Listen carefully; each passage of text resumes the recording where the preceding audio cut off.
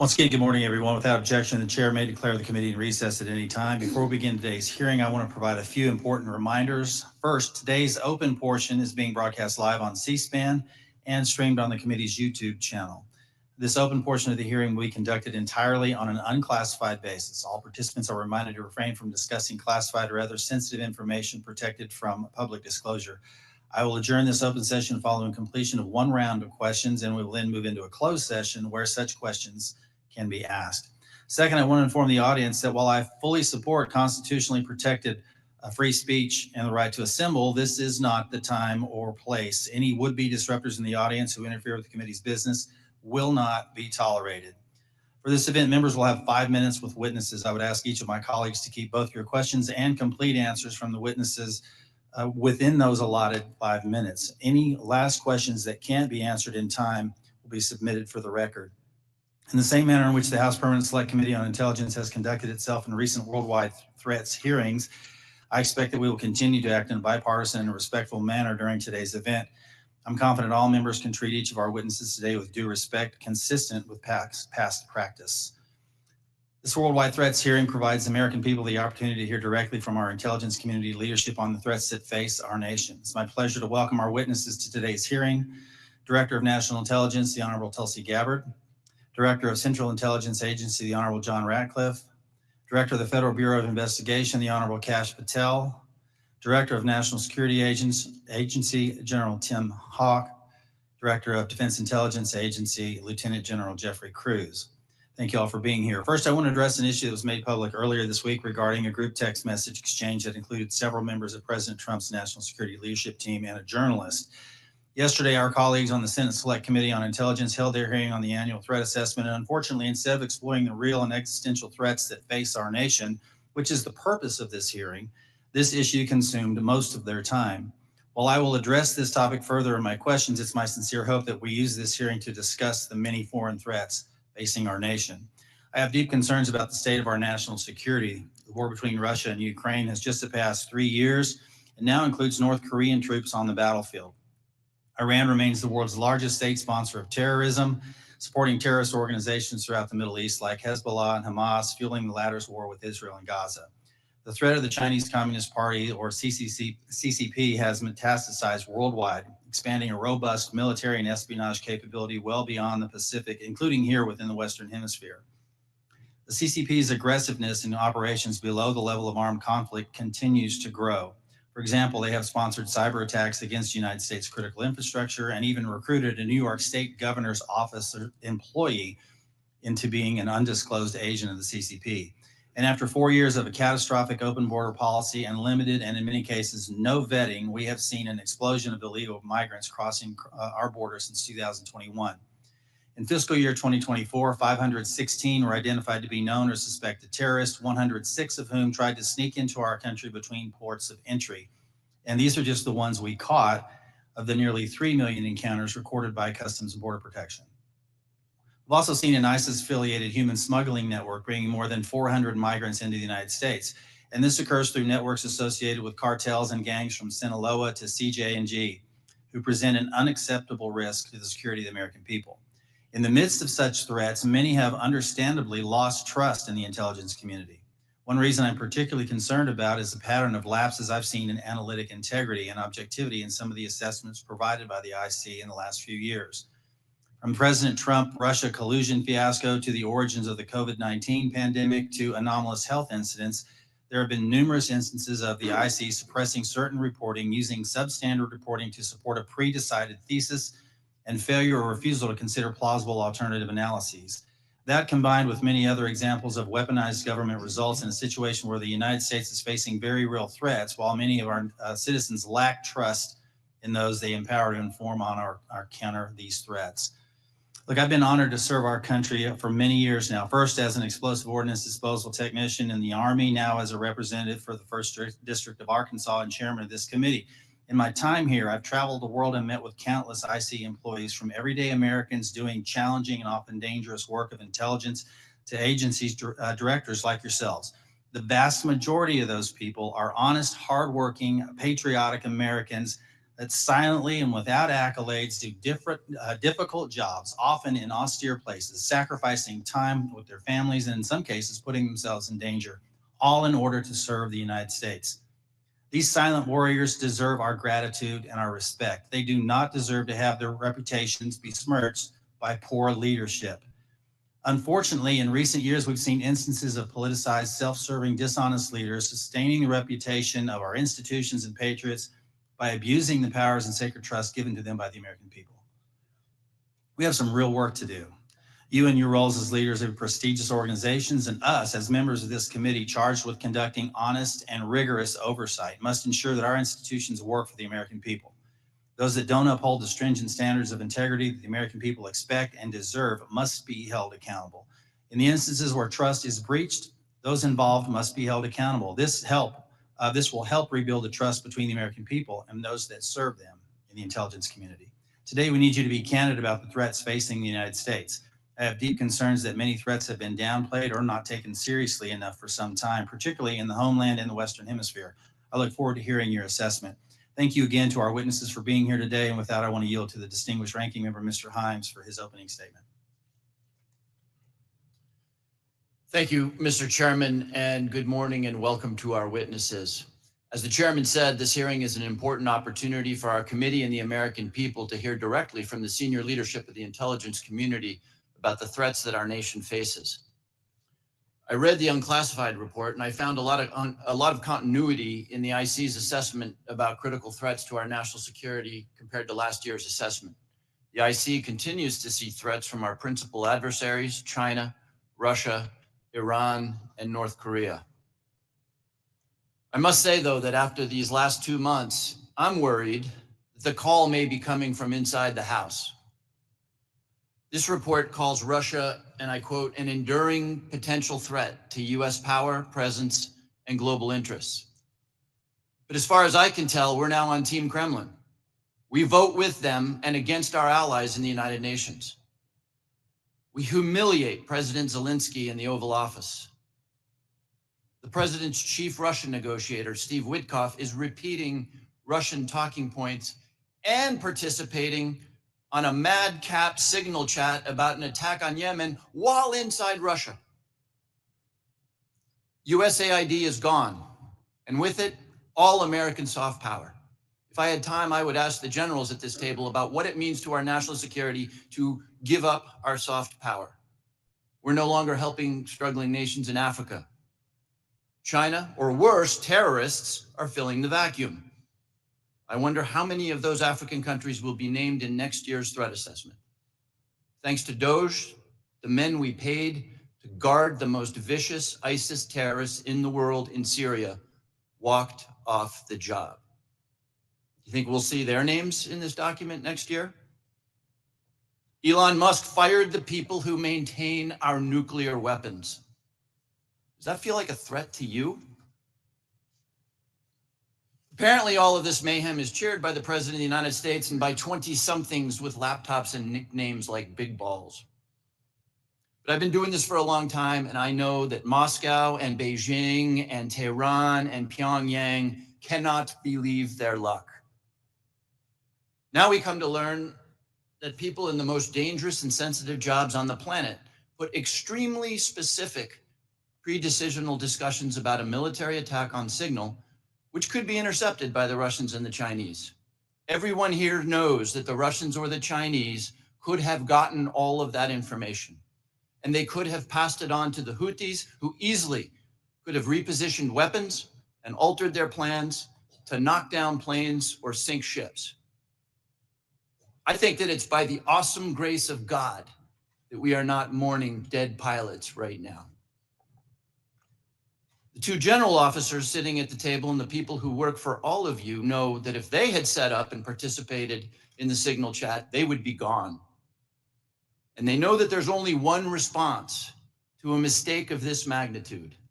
You apologize, you own it, and you stop everything until you can figure out what went wrong and how it might not ever happen again. That's not what happened. The Secretary of Defense responded with a brutal attack on the reporter who did not ask to be on the signal chain. Yesterday, our former colleague, Mike Waltz, did the same in the White House and then went on Fox to call Jeff Golberg a loser. What do you think the people who work for you are seeing and learning from that? Now, except for that last part, almost all of the mayhem slowly eroding our safety, our standing, and our security in the world has largely happened outside the IC. If you had a part in that, and I suspect you did, I thank you. I'll say it now and I'll say it again every time we see each other over the next couple of years. You must protect the thousands of patriots who go to work every day under you to keep us safe. You need to go to work every day thinking about their morale, their well-being, and their protection. I've done intelligence oversight for more than a decade. It's my job to ask you the tough questions and maybe even make you uncomfortable. John, I don't ever walk through your lobby and look at those 140 stars on the wall without choking up over the fact that men and women far better than I will give their lives to keep us safe. There's about a dozen people in this room who know all their stories, and you know and I know that many of the men and women who have stars on that wall died because of bad decisions or poor judgment by their leaders.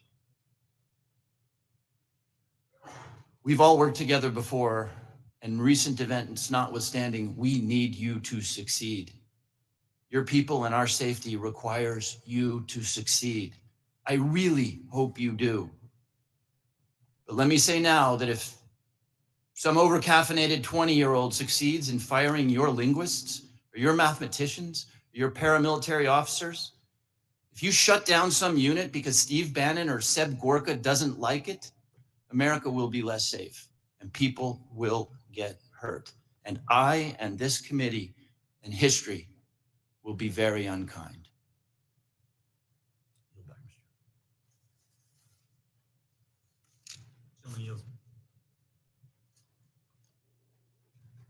Gentleman yields. Now recognize Director Gabbard to make a statement on behalf of the intelligence community. Thank you very much, Chairman Crawford and Ranking Member Himes. Members of the committee, thank you for the opportunity for us to be here to present the 2025 Annual Threat Assessment.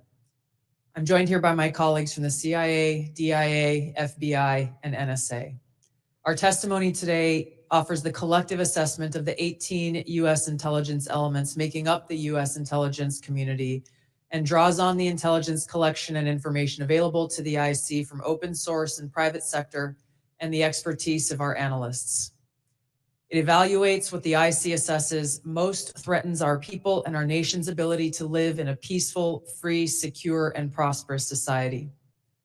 As you know very well, we face an increasingly complex threat environment that is threatening us here at home and our interests abroad. I'll begin by focusing on what most immediately and directly threatens the United States and the well-being of the American people. The non-state criminal groups and terrorists putting American lives and livelihood at risk. I'll then move on to focus on the key nation states who have the capability to threaten our security and the interests of the United States. Cartels, gangs, and other transnational criminal organizations in our part of the world are engaging in a wide array of illicit activity, from narcotics trafficking to money laundering, smuggling of illegal immigrants, and human trafficking, which endanger the health, welfare, and safety of everyday Americans. Based on our latest reporting available for the year-long period ending October 2024, cartels were largely responsible for the deaths of more than 54,000 American citizens due to synthetic opioids. Mexico-based transnational criminal organizations are the main suppliers of illicit fentanyl to the U.S. market and are quickly adapting to enforcement and regulatory pressures by using multiple sources and methods to procure precursor chemicals and equipment, primarily from China and India, many of which are dual-use chemicals used in legitimate industries. Independent fentanyl producers are also increasingly fragmenting the drug trade in Mexico.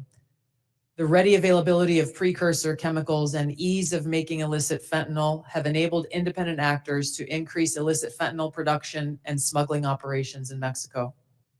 Cartels are profiting from human trafficking and have likely facilitated More than 2 million illegal immigrants encountered by law enforcement at the U.S. Southwest border in 2024 alone, straining our vital resources and putting the American people at risk. Criminal groups drive much of the unrest and lawlessness in the Western Hemisphere. They also engage in extortion, weapons and human smuggling, and other illicit and dangerous revenue-seeking operations, including kidnapping for ransom, forced labor, and sex trafficking. While some of these key drivers of migrants are expected to persist, heightened U.S. border security enforcement and deportations under the Trump administration are proving to serve as a deterrent for migrants seeking to illegally cross our borders. U.S. Border Patrol apprehensions along the southwest border in January 2025 dropped 85% from the same period in 2024. Transnational Islamist extremists such as ISIS and Al-Qaeda and affiliated jihadi groups continue to pursue, enable, or inspire attacks against the United States and our citizens abroad and within the homeland to advance their ultimate objective of establishing a global Islamist caliphate. This includes heightened efforts to spread their ideology to recruit and radicalize individuals in the US and the West. While the New Year's Day attacker in New Orleans had no known direct contact with ISIS terrorists, he was influenced and radicalized by ISIS ideological propaganda, as one example. Al-Qaeda and its affiliates continue to call for attacks against the United States as they conduct attacks overseas. These jihadist groups have shown their ability to adapt and evolve, including using new technology and tactics to spread their ideology and recruit new followers. A range of non-state cyber criminals are also targeting our economic interests, our critical infrastructure, and advanced commercial capability for extortion, other coercive pursuits, and financial gain. These actors are using a variety of tactics, including phishing, ransomware, and denial of service attacks to disrupt our systems and steal sensitive and lucrative information, using available technologies and taking advantage of US cyber vulnerabilities.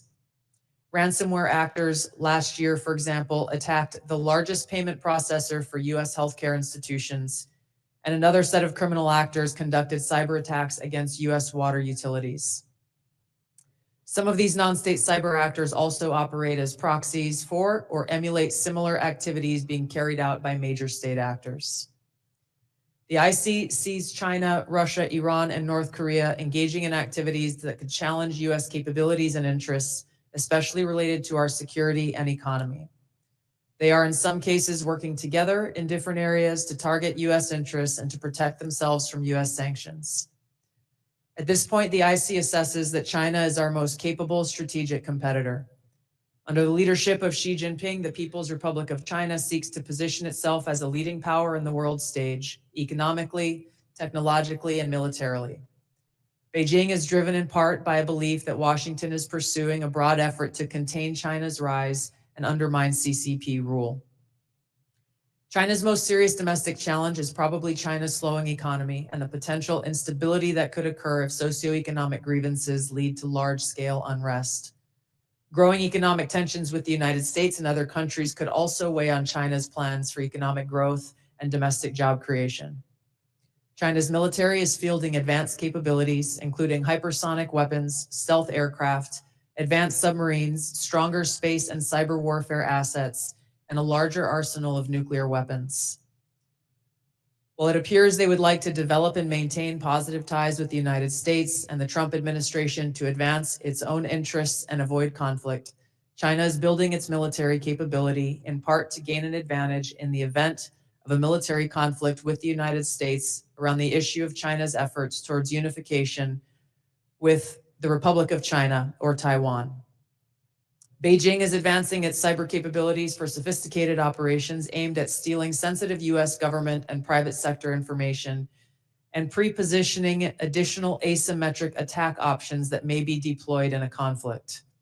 China's cyber activities have been linked to multiple high-profile breaches, including last year's massive compromise of US telecom infrastructure, commonly referred to as Salt Typhoon.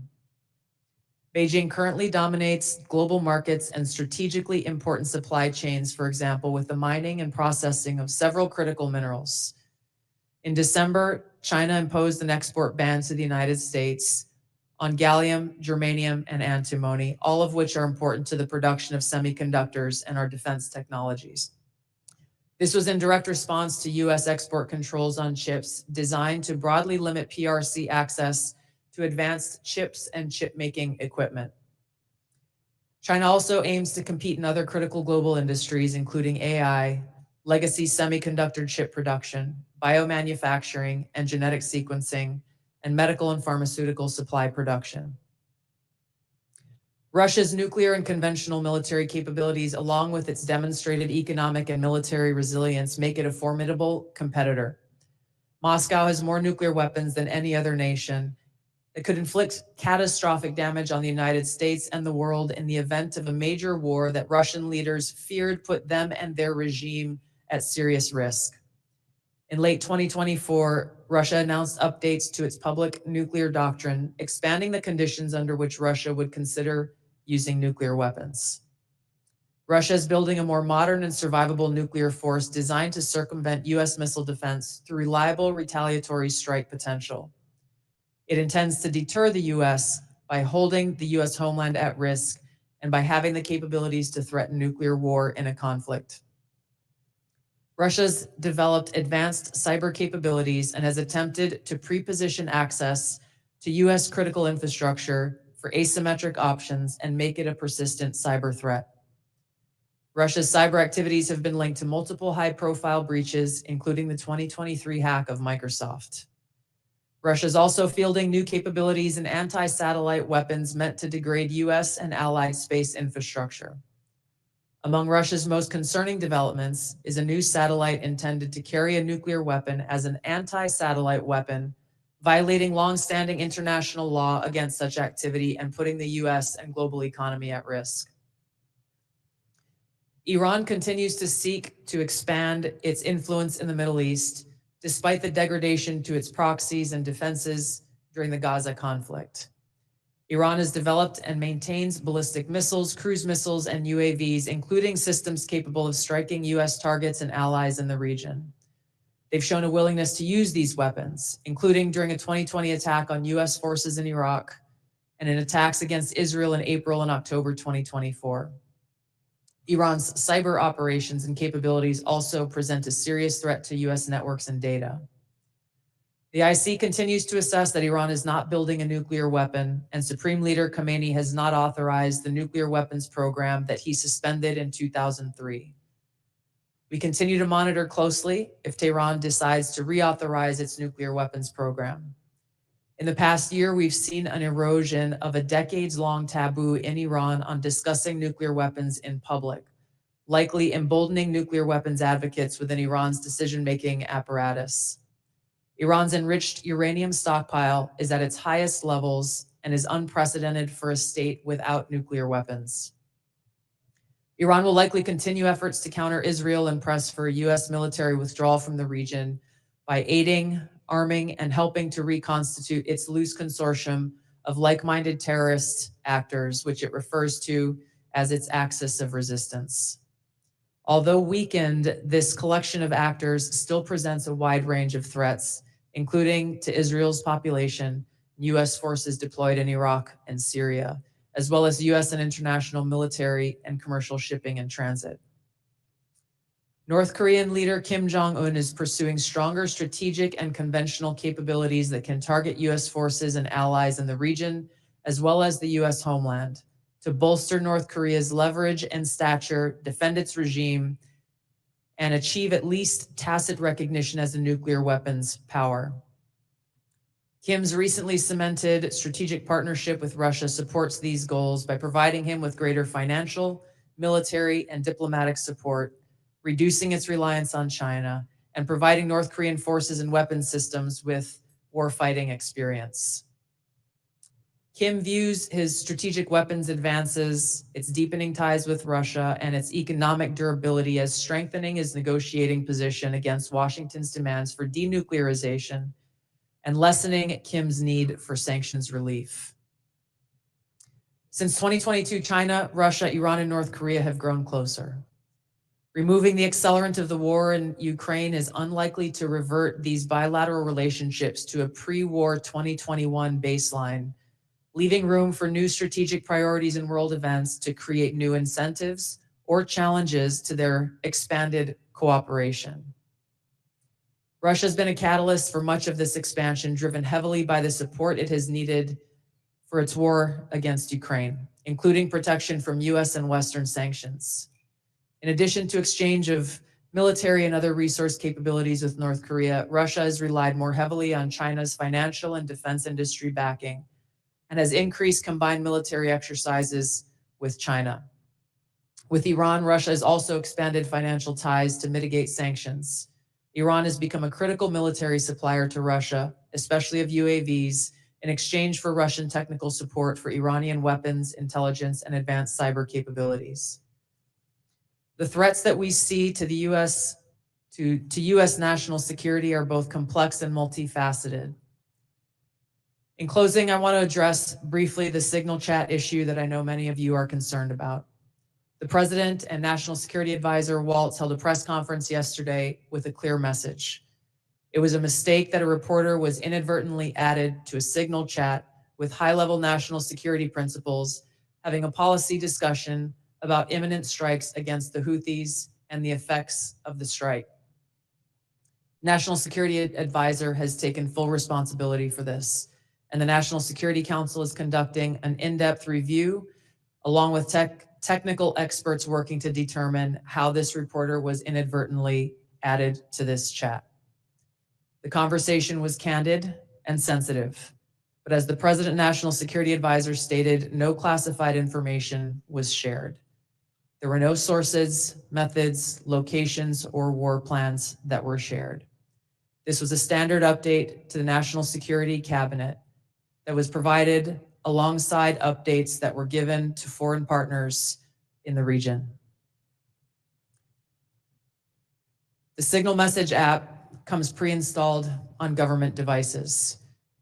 In December of 2024, CISA stated, quote, "We strongly urge highly targeted individuals to immediately review and apply best practices provided in the guidance to protect mobile communications, including consistent use of end-to-end encryption."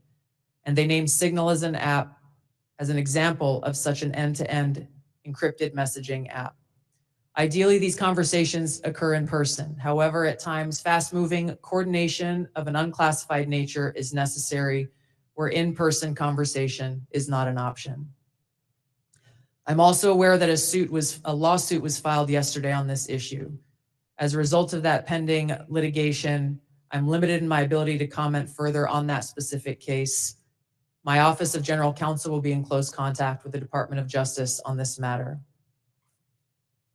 The most important thing to the American people and to all of us is the success of this military operation against terrorists who have been and continue to attack American service members was extremely successful, thanks to the leadership of President Trump and the actions of our brave men and women in uniform.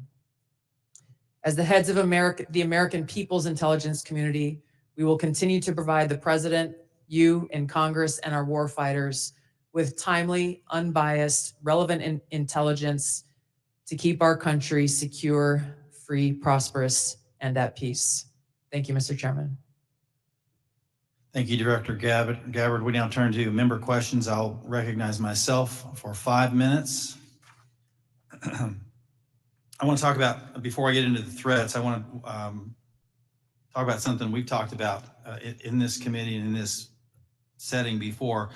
We've had IC agency leaders commit to complying with our document requests, but not follow through. I don't know if this is due to direction from previous administration or middle management obstruction, but I find it completely unacceptable. In fact, I had to subpoena the NSA in order to cooperate with our AHI investigation last year. As you all know, it's the charge of this committee to conduct rigorous oversight, and part of that oversight is to occasionally requires us that we request documents from your organizations to enable our investigations. We cannot adequately do our jobs without your partnership and your cooperation. General Hawk and General Cruz, we had this conversation here before last year, and I'm not satisfied with your responsiveness. Therefore, I'm going to ask that question again on the record in this open setting to each of you. Do I have your unequivocal commitment to cooperating with document or other information requests from this committee, General Hawk? You do, Chairman. Thank you, General. Director Patel. You do, Mr. Chairman. Director Gabbard, Yes, Chairman. Director Ratcliffe.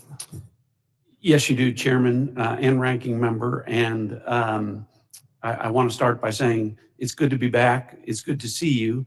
And as you all know, I have a special appreciation for the work that this committee does, having previously been a member. I also understand the importance of the oversight role that it has. And so you have my full commitment and my understanding about what your responsibilities are and my obligation to keep you fully and currently informed, and I will do that. Appreciate that. General Cruz. Chairman, of course, you have our continuing support on this critically important effort for the nation. Thank you. I appreciate that. I want to turn now to something that's a topic of conversation and really needs to be, and that's our own neighborhood here in our Western Hemisphere. I mentioned in my opening statement, I'm deeply concerned about encroachment in the Western Hemisphere, not just by China, but other adversaries like Russia and Iran, from Russian military cooperation with and support to Venezuela and Nicaragua, CCP-linked companies, acquisition of critical assets in Central and South America, Iran's defense agreement with Bolivia, the establishment of a technical military cooperation commission, including Venezuela, Cuba, China, Russia, and Iran. And I could list several more alarming examples. I'm afraid we focus so much of our attention across the world that we've lost sight of our own neighborhood, leading to the anti-American regimes gaining permanent footholds within striking distance of the homeland. So Director Gabbard, to the extent that you can discuss it in this setting, what is the intelligence community's assessment of adversary encroachment in the Western Hemisphere? Thank you, Mr. Chairman. We'll be able to go into greater detail in the closed session, but the intelligence community assessment reflects what you have just detailed and outlined. The continued competition, encroachment, and investments that are occurring in the Western Hemisphere have rapidly increased and continue to pose a threat both to our economic interests and to our security. Every day there are new reports of further attempts. One just recently that came up yesterday with investments that are being made in the southeast part of the United States. Again, I'll go into this further in a closed setting, but the intelligence assessments that we are receiving are being shared with senior cabinet officials, Department of Energy, Commerce, Treasury, those who are working alongside us to not only monitor, but to determine the best policies that will protect our interests. Thank you. I want to turn to Director Patel real quick in the time that I have left. If you can flesh this out for me just a little bit. You indicated something that caught my attention in the proceeding yesterday, and that was your involvement with the Judicial Drug Task Force that you partner with at the state level, and how that has yielded positive results with regard to cartel activity. Can you put a little finer point on that to describe those partnerships in the 53 seconds we have remaining? Yeah, I'll try to be brief, Mr. Chairman, Mr. Vice Chairman. Thanks for having us, Ranking Member. My priorities at the FBI have been to partner with state and local law enforcement in ways that we have not done so before, particularly on information sharing, and it's a two-way street. And in order for us to effectuate drug seizures and narcotics interdictions in the 50 states, we treat them as all border states because that's what's happening. We have an American citizen die of a drug overdose every 7 minutes. That is wildly out of control and unacceptable. But the FBI cannot do that mandate and secure the American people from Washington, D.C. So we're putting resources in the field. We're working with our partners at the state and local level. And we are seeing immediate results, as we are seeing in Arkansas, as I outlined yesterday, with hundreds of arrests, thousands of pounds of narcotics seized, dozens of weapons, and multiple indictments. Thank you, Director. I'm going to yield and recognize Ranking Member Himes for 5 minutes. Thank you, Mr. Chairman. If there's something I care as much about as the national security of the United States, it's the powers and prerogatives of this Congress in its oversight duties. So I want to spend a minute or so on yesterday's testimony in front of the Senate and direct these questions in particular to Director Patel and Director Gabbard. Yesterday, Senator Heinrich asked, did this conversation, referring to the signal chat, include information on weapons, packages, targets, or timing? Director Patel, you said not that I'm aware of. Director Gabbard, you said same answer. This morning we learned that the signal chat included the following update, forward-looking update from the Secretary of Defense. Time now, 11:44 Eastern Time. Weather is favorable. Just confirmed with CENTCOM. We are go for mission launch. 12:15 Eastern Time. F-18 launch. First strike package. 13:45 trigger-based F-18. First strike window starts. Target terrorist is at his known location, so should be on time. Also, strike drones launch. MQ-9s. 14:10. More F-18s launch. Second strike package. Do either of the directors want to reflect on their testimony yesterday in the context of what I just read? Sure. One, I was not on that signal chat. Two, I have not reviewed it. And three, as you just indicated, that was made public this morning. But Director, you didn't prior to yesterday's Senate. You were on this. You were on the signal chat, correct? No, Okay, but did you review the material on the signal chat? no, I wasn't Okay. on it. Director Gabbard? Yes, Ranking Member. My answer yesterday was based on my recollection or the lack thereof on the details that were posted there. I was not, and what was shared today reflects the fact that I was not directly involved with that part of the signal chat and replied at the end reflecting the effects, the very brief effects that the National Security Advisor had shared. So it's your testimony that less than 2 weeks ago, you were on a signal chat that had all of this information about F-18s and MQ-9 Reapers and targets on strike, and you in that 2-week period simply forgot that that was there. That's your testimony? My testimony is I did not recall the exact details of what was included there. That was not your testimony. Your testimony was that you were not aware of anything related to weapons packages, targets, and timing.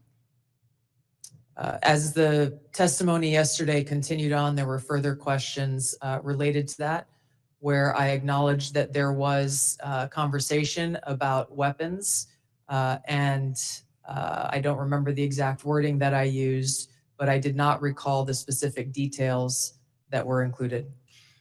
Director Gabbard, you've reasserted that there was no classified information. I think we can all agree that that information shouldn't have been out there. But let me ask you this. Are you familiar with the ODNI's classification guidance? I'm familiar I've with actually it. got a copy right here. If I read you a part of that guidance, I wonder if you could tell me what the level of classification indicated is. I'm reading from your classification guidance. And the criteria is information providing indication or advance warning that the US or its allies are preparing an attack. Do you recall what your own guidance would suggest that be classified? I don't have the specifics in front of me, but it would point to what was shared would fall under the DoD's classification system and the Secretary of Defense's authority. So let me help you, determine because there's what a is very clear classified answer. and what is not. You don't, I guess you don't have it, but information providing, this is the ODNI guidance, information providing indication or advance warning that the US or its allies are preparing an attack should be classified as top secret. Do you disagree with that?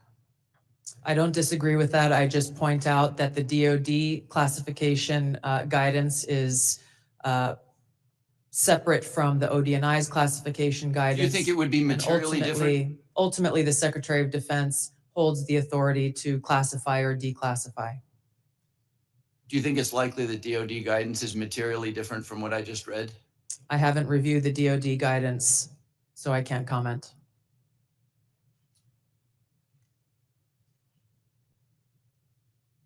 Director Gabbard, a lot of this suggests sort of a lack of sobriety. When there's punch emojis and fire emojis, it's a lack of sobriety.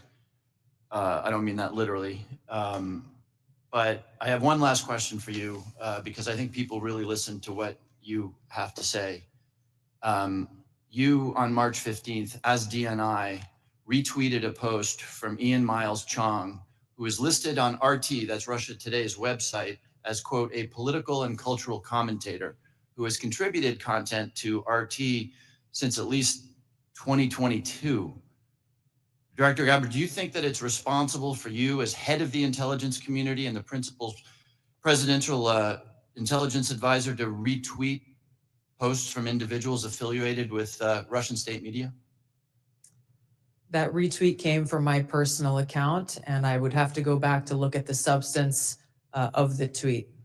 Can I, just so that we don't have a lack of confusion amongst our allies and enemies and us, can I act perhaps that you not think that you should be saying one thing on your personal account than you say officially? I maintain my First Amendment rights to be able to express my own personal views on different issues. Thank you. I yield back, Mr. Chairman. Gentleman yields now recognize the distinguished Vice Chairman, General Kelly. Yeah, I now, for the first 30 seconds, Mr. Ratcliffe or Director Ratcliffe, formerly known as Texas, from this Mississippi guy, I'd like to give you 30 seconds if you have anything to respond to what Ms. Gabbard Director Gabbard, I'm sorry, just said. Well, Mississippi, it's good to see you again. And I appreciate the opportunity. You know, there's so much talk about this Atlantic article and about things that were said and that could have happened instead of a focus on what did happen. So my responsibility as CIA director, one of its responsibilities is to kill terrorists. And that's exactly what I did along with President Trump's excellent national security team. That's what we should be focused on. With regard to that article, I also would appreciate the opportunity to relay the fact that yesterday I spent 4 hours answering questions from senators as a result of that article that were intimating that I transmitted classified information because there were hidden messages. Those messages were revealed today and revealed that I did not transmit classified information, and that the reporter, who I don't know, I think intentionally intended it to indicate that. That reporter also indicated that I had released the name of an undercover CIA operative in that signal chain. In fact, I had released the name of my chief of staff, who is not operating undercover. That was deliberately false and misleading. And I appreciate the opportunity to reflect that my answers haven't changed. I used an appropriate channel to communicate sensitive information. It was permissible to do so. I didn't transfer any classified information. And at the end of the day, what is most important is that the mission was a remarkable success, is what everyone should be focused on here, because that's what did happen, not what possibly could have happened. Thank you, Director Ratcliffe. Director Patel, thank you for the great job that you've done. So first of all, your coordination and trying to comply with the letter that was sent last year and the year before asking for the baseball shooting, of which what I got was basically what happened on the field, and I was there, so I don't need to know that, although no one from the FBI ever talked to me about what happened. They talked to people who were not there. But I appreciate your commitment to getting us the full unredacted report, or the redactions are to protect innocent people who are not part of the process, not the people who made decisions to classify that as suicide by cop, as opposed to an assassination attempt of many members of Congress, of which I was one. Thank you for your commitment, Director Patel, because I know that you will give us what we have asked for so that we can put this to rest, Mr. Winstrup, myself, and several others. Can I get your commitment to do that, Director Patel? In fact, I just got an update, Mr. Vice Chairman, from my team. You'll have all of those materials to you and your committee by the close of business today, or at the latest tomorrow morning. And just really quickly, Director Ratcliffe, and I don't want to go over time. I think it's so important for everybody to have their time. Can you tell me the impact that DOJ has had in causing you to fire people you shouldn't have fired, or release people who are instruments of national security and no longer there? Tell me if you've had any impact specifically that DOJ has caused you to lose someone who was necessary for national security. Given the fact that as of this date, no one from DOJ has been on the CIA campus, and I've had no direct communication with DOJ other than conversations with Elon Musk at cabinet meetings, I would say the impact is zero. Director Patel?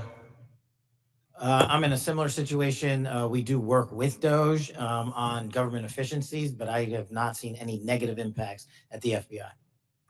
Thank you very much. And Director Gabbard, it's good to see you again too. You know, I think we were freshmen together, you and I and Director Ratcliffe, and I'm here and you guys are there. Have you seen any impact across the whole IC that DOJ has caused things that you can't respond to? Thank you, Congressman. It's great to see you all again here. The answer is no. Similar with Director Ratcliffe, DOGE has not been at ODNI. The president understands the essential national security mission that we have, and we are going through our own internal assessments to ensure we're achieving the effects in an efficient way that is responsible to the American taxpayer. Yield back, Mr. Chairman. Gentleman yields. Mr. Carson. Thank you, Chairman, to the witnesses, many of whom I've worked with in the past. It appears that this year's report omitted any discussion of transnational concerns like global health security, infectious diseases, and the role of conflict, violence, and political instability play as drivers of migration. Coupled with the administration's cuts to USAID and other international assistance, particularly health and humanitarian assistance. Won't these reductions and eliminations increase regional instability and volatility in areas already at high risk for threats? Was the IC consulted at all in the decisions to eliminate such critical funding, and why weren't these risks included in this year's report?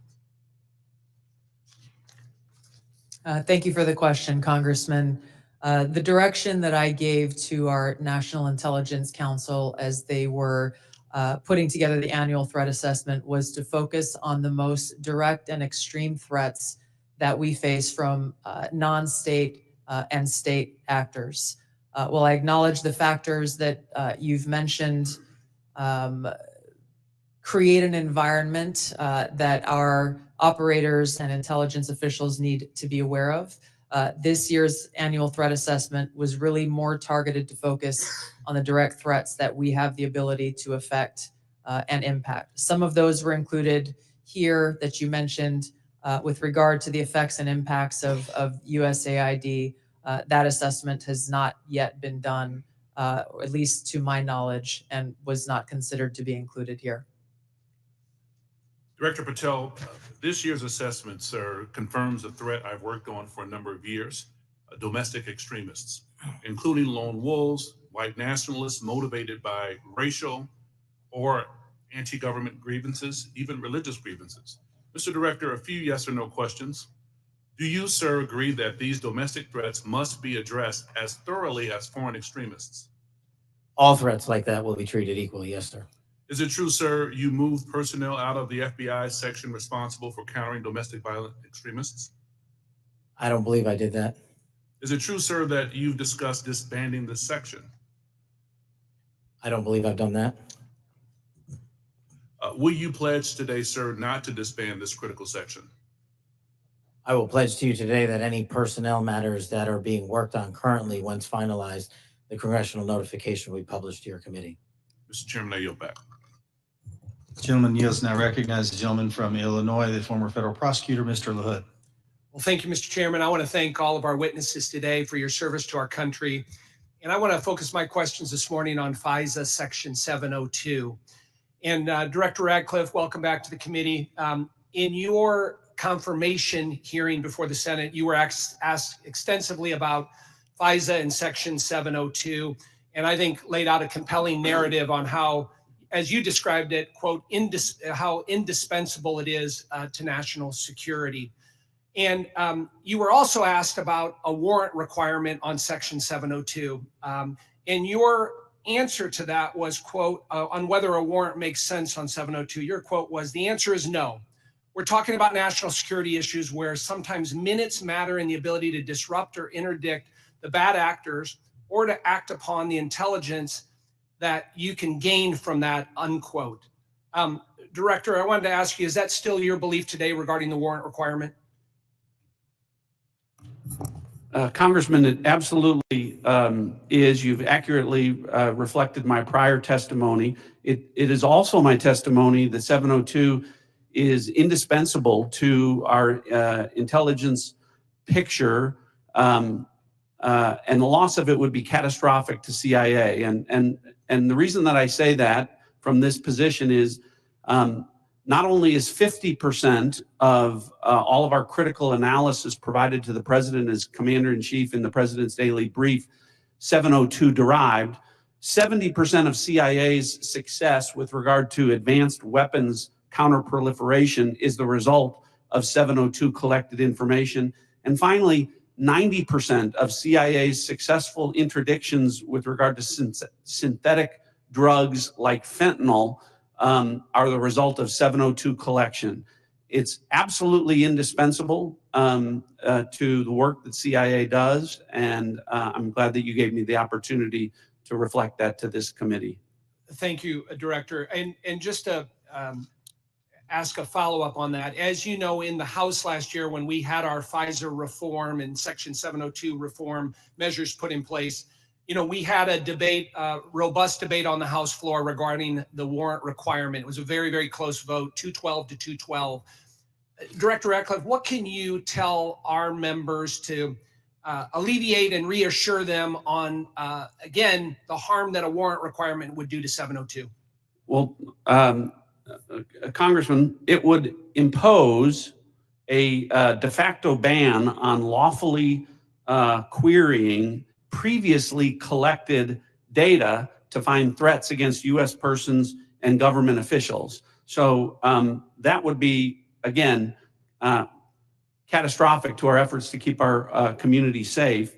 And I would also point out, because I know that these are legitimate concerns with regard when we talk about FISA and 702 specifically, everyone on this committee recalls that when I was a member, I also called out FISA abuses when they occurred. And I don't want there to be any violation of Americans' civil liberties and Fourth Amendment rights. But I would point to the CIA's frankly impeccable record of compliance, and we can talk about that more in a closed session. Thank you, Director. Director Patel, I want to turn to you. Similar in your Senate confirmation, you were asked extensively about 702. And as you know, in our bill that we passed last year, we put lots of reforms and changes and protocols in place for the FBI. And I know that you're supportive of many of those. Specifically on the impracticalities of a warrant requirement on 702, you were quoted as saying when you were asked about it, it is almost impossible to make that function of the warrant requirement work and to serve the national no-fail mission. Is that still your testimony here today? It's great to see you, Congressman, and yes, that's my testimony. Thank you. As you know, the reforms that we put in place were significant, requiring the FBI personnel to get a supervisor or attorney approval to conduct U.S. person inquiries, requiring high-level approvals up to the FBI deputy director level before certain queries are conducted on U.S. elected or appointed officials, candidates, or media personnel, requiring the Department of Justice to audit all U.S. person queries performed by the FBI within 6 months of each, of 6 months of each query, reducing the number of FBI personnel who have the ability to query. Can you talk about the current implementation of those reforms and how that's going, Director Patel? Absolutely. With probably the most recent one, in terms of 702 query reviews, we only have about 200 left when it comes to U.S. persons, and we will promulgate those findings to you. But as of today, of all the U.S. persons queried in the 702 databases, there's only been one instance of negligent conduct. We have already implemented limited access to those who actually know how to use the FISA process in 702, and we have implemented a direct reporting structure to the Office of Director and the Deputy Director to make sure that anyone, whether it's intentional or unintentional, abuses the 702 query system is brought to our attention immediately, and we will take that on for action directly. And in terms of piggybacking off Director Ratcliffe's, the public defender in me realizes the importance of constitutional due process more than anyone. The staffer in me from the House Intelligence Committee may be the only person who has worked more on FISA reform and exposing FISA abuse in modern congressional history. And the terrorism prosecutor in me and the JSOC civilian in me tells me that we cannot do away with 702 or FISA Title I and Title III, but we can work with you and your committee to make it better. I don't know all those ideas. I don't have all those answers, but you have my commitment that we will use it appropriately going forward. Thank you, Director. I yield back. Gentleman yields. Mr. Castro. Thank you, Chairman. Tulsi, you and I came into the Congress together in 2013. And Cash, you and I was serving on the Intelligence Committee when you worked on the Intelligence Committee. And John, you and I are both from Texas, and we both served together on the Intelligence Committee. The idea that this information, if it was presented to our committee, would not be classified, y'all know is a lie. That's ridiculous.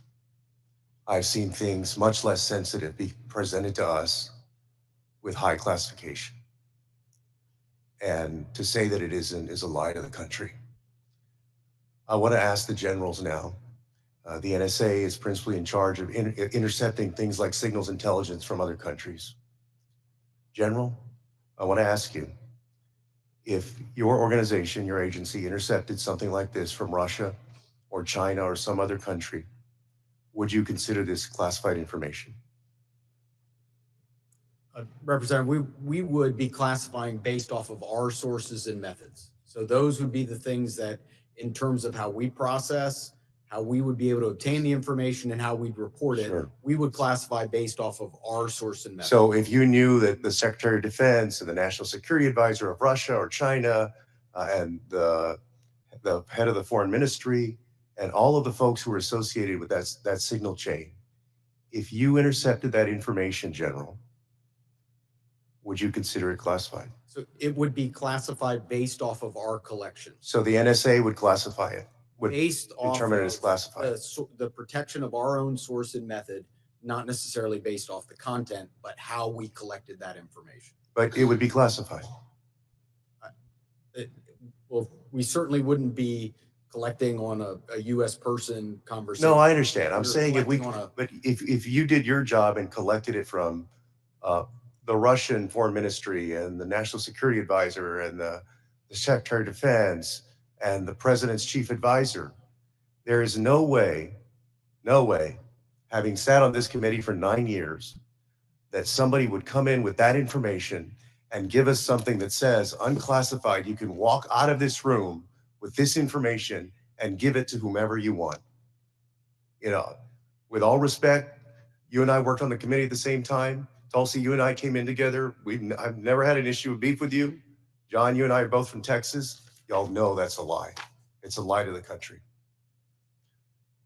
I want to ask about the Alien Enemies Act really quick while I have time.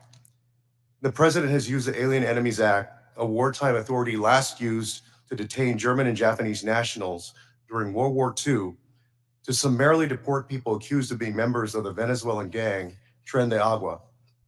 To invoke this law, the president must demonstrate that the United States is under invasion by a foreign nation or government.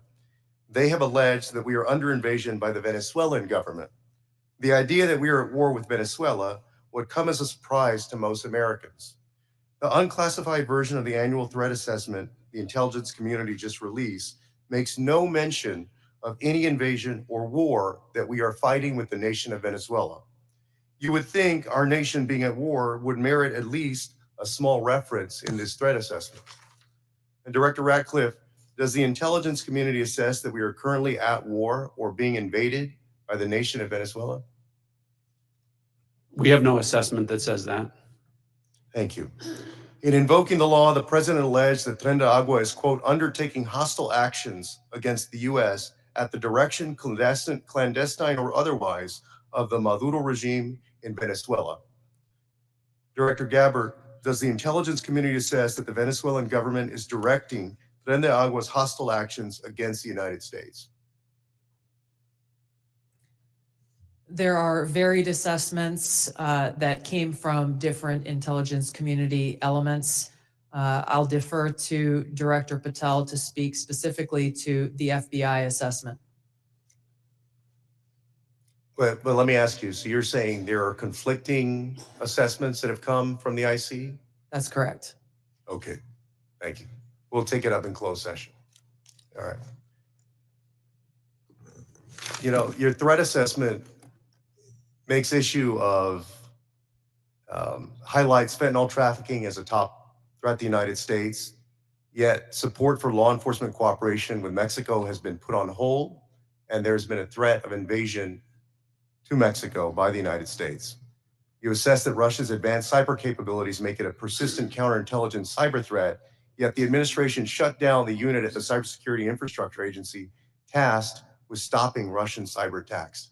There are so many other ways that the actions of this administration have contradicted this threat assessment, and the administration is making the world and the United States more dangerous. I yield back. Gentleman yields. Gentleman from Pennsylvania, Mr. Fitzpatrick. Thank you, Chairman Crawford. Thank you to all of our witnesses for being here. I look forward to working with each and every one of you to keep our country and our planet safe. I wanted to carry on the topic of Section 702 reauthorization.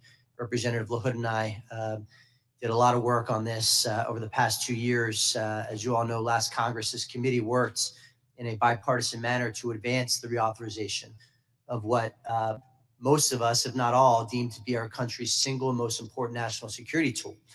The result was what was titled the Reforming Intelligence and Securing America Act, which not only reauthorized Section 702, but equally important, it provided necessary reforms to our intelligence community in an effort to address past abuses. This was the largest single reform of the FBI and the IC in a generation, making sure that there are appropriate compliance guardrails that enhance accountability while still protecting the critical tools necessary for our nation's security. Just to name a few, in 2009, Section 702 protected our nation from an attack by an al-Qaeda member who intended to detonate explosives in the Manhattan subway lines. In 2014, Section 702 helped prevent attacks by assisting in the removal of ISIS leader Haji Imam. In 2022, Section 702 contributed to the U.S. government's operation against the last remaining 9/11 architect, Ayman al-Zawahiri. And as we saw in the horrendous attacks of October 7th, an attack on the people of Israel, where Hamas killed over 1,200 innocent civilians, intelligence collection is essential to the safety and security of our population. We must never, ever see another attack the likes of 9/11, especially as a result of a self-inflicted intelligence failure. Not reauthorizing the use of this authority in this coming year would intentionally and willingly put the United States at a disadvantage against actors who seek our destruction. Representative LaHood touched on the warrant requirement. As you all know, that is really the linchpin here. And I think it's abundantly clear for members of this committee, members of this Congress, and for members of our intelligence community to understand that a warrant requirement is on the collection of data. A warrant requirement cannot apply to the querying of already lawfully collected data. To follow that theory to its logical extreme would be to say that a police department who has an evidence locker containing lawfully collected data has to get a warrant to re-enter that evidence locker. It'd be akin to say to a police officer, they cannot run a license plate, which is querying off of lawfully collected Department of Transportation data without getting a warrant. It would shut down the courts. It would shut down law enforcement. It would make our country much less safe. So I want to ask Director Patel, Director Radcliffe, I want to yield the floor to you as we will be working with all of you, particularly your two agencies on reauthorization, to share your thoughts.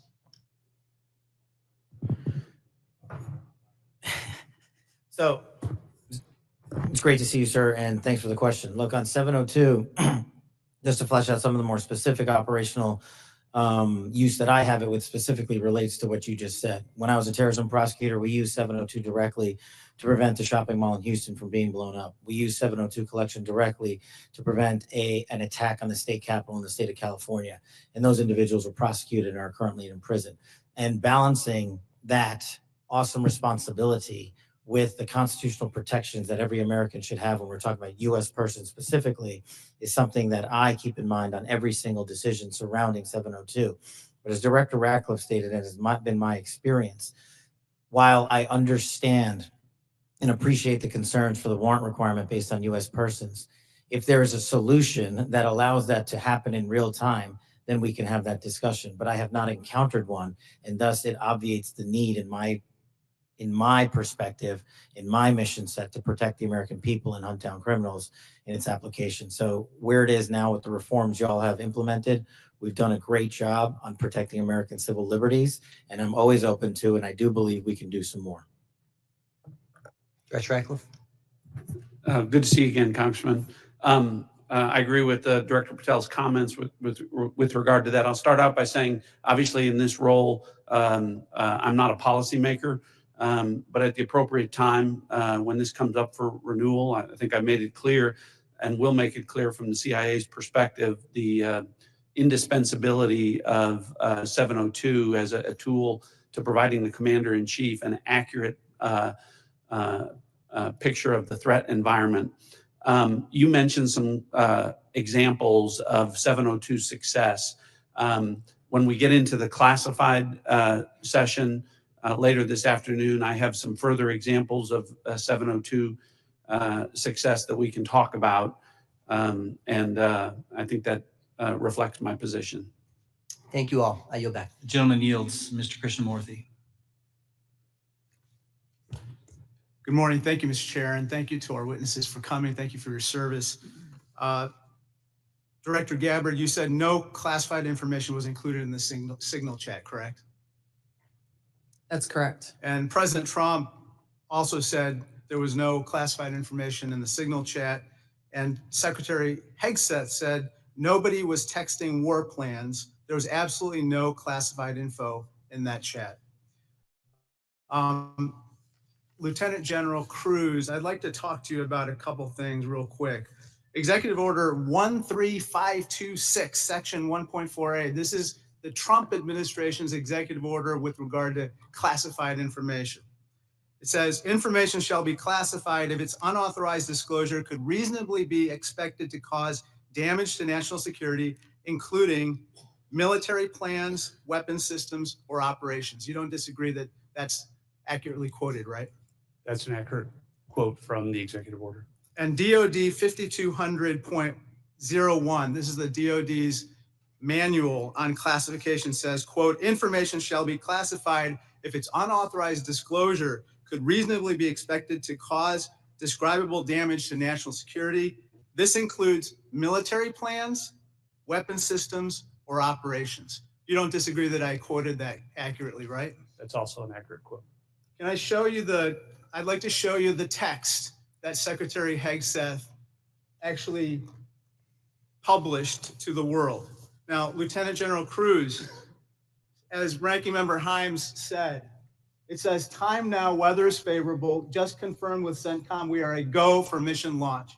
Then it says at 12:15 Eastern, F-18s launch first strike package. F-18s are military systems, correct? Weapon systems. They are. Okay. 13:45, trigger-based F-18 first strike window starts. Target terrorist is at his known location, so should be on time. Also, strike drones launch, MQ-9s. MQ-9s is a weapon system, correct? They are. Okay. I think applying the executive order as well as the DOD manual to this fact pattern, we clearly have weapon systems that have been identified. That is classified information. Now, the reason why it's important that this information not be disclosed is that we don't want the adversaries to know what's about to happen, right, sir? Well, I would draw a small distinction there. You referenced and asked if that platform, those two platforms are weapon systems. They are, but those terms are used all across the globe in a lot of contexts. So it's really about how they're used in the context of this particular document. I just want to clarify that the use of those. I understand. Yeah. In this situation, those are operational details. They are operational details, but again, as you quoted the DoD instruction, it's about operations. So as you further go down into what are the operational details, I think as we had a discussion yesterday, the important aspect, I think all of us are very familiar with. This is classified information. This is classified information. It's a weapon system as well as sequence of strikes, as well as details about the operations. And so I think that just piggybacking off of what some other members have said, using the DOD's manual as well as the executive order in operation today with the Trump administration, this text message is clearly classified information. Secretary Hegseth has disclosed military plans as well as classified information. He needs to resign immediately. He needs to resign immediately, and a full investigation needs to be undertaken with regard to whether other similar signal chats are occurring in this administration. I'd like to turn my attention to another topic.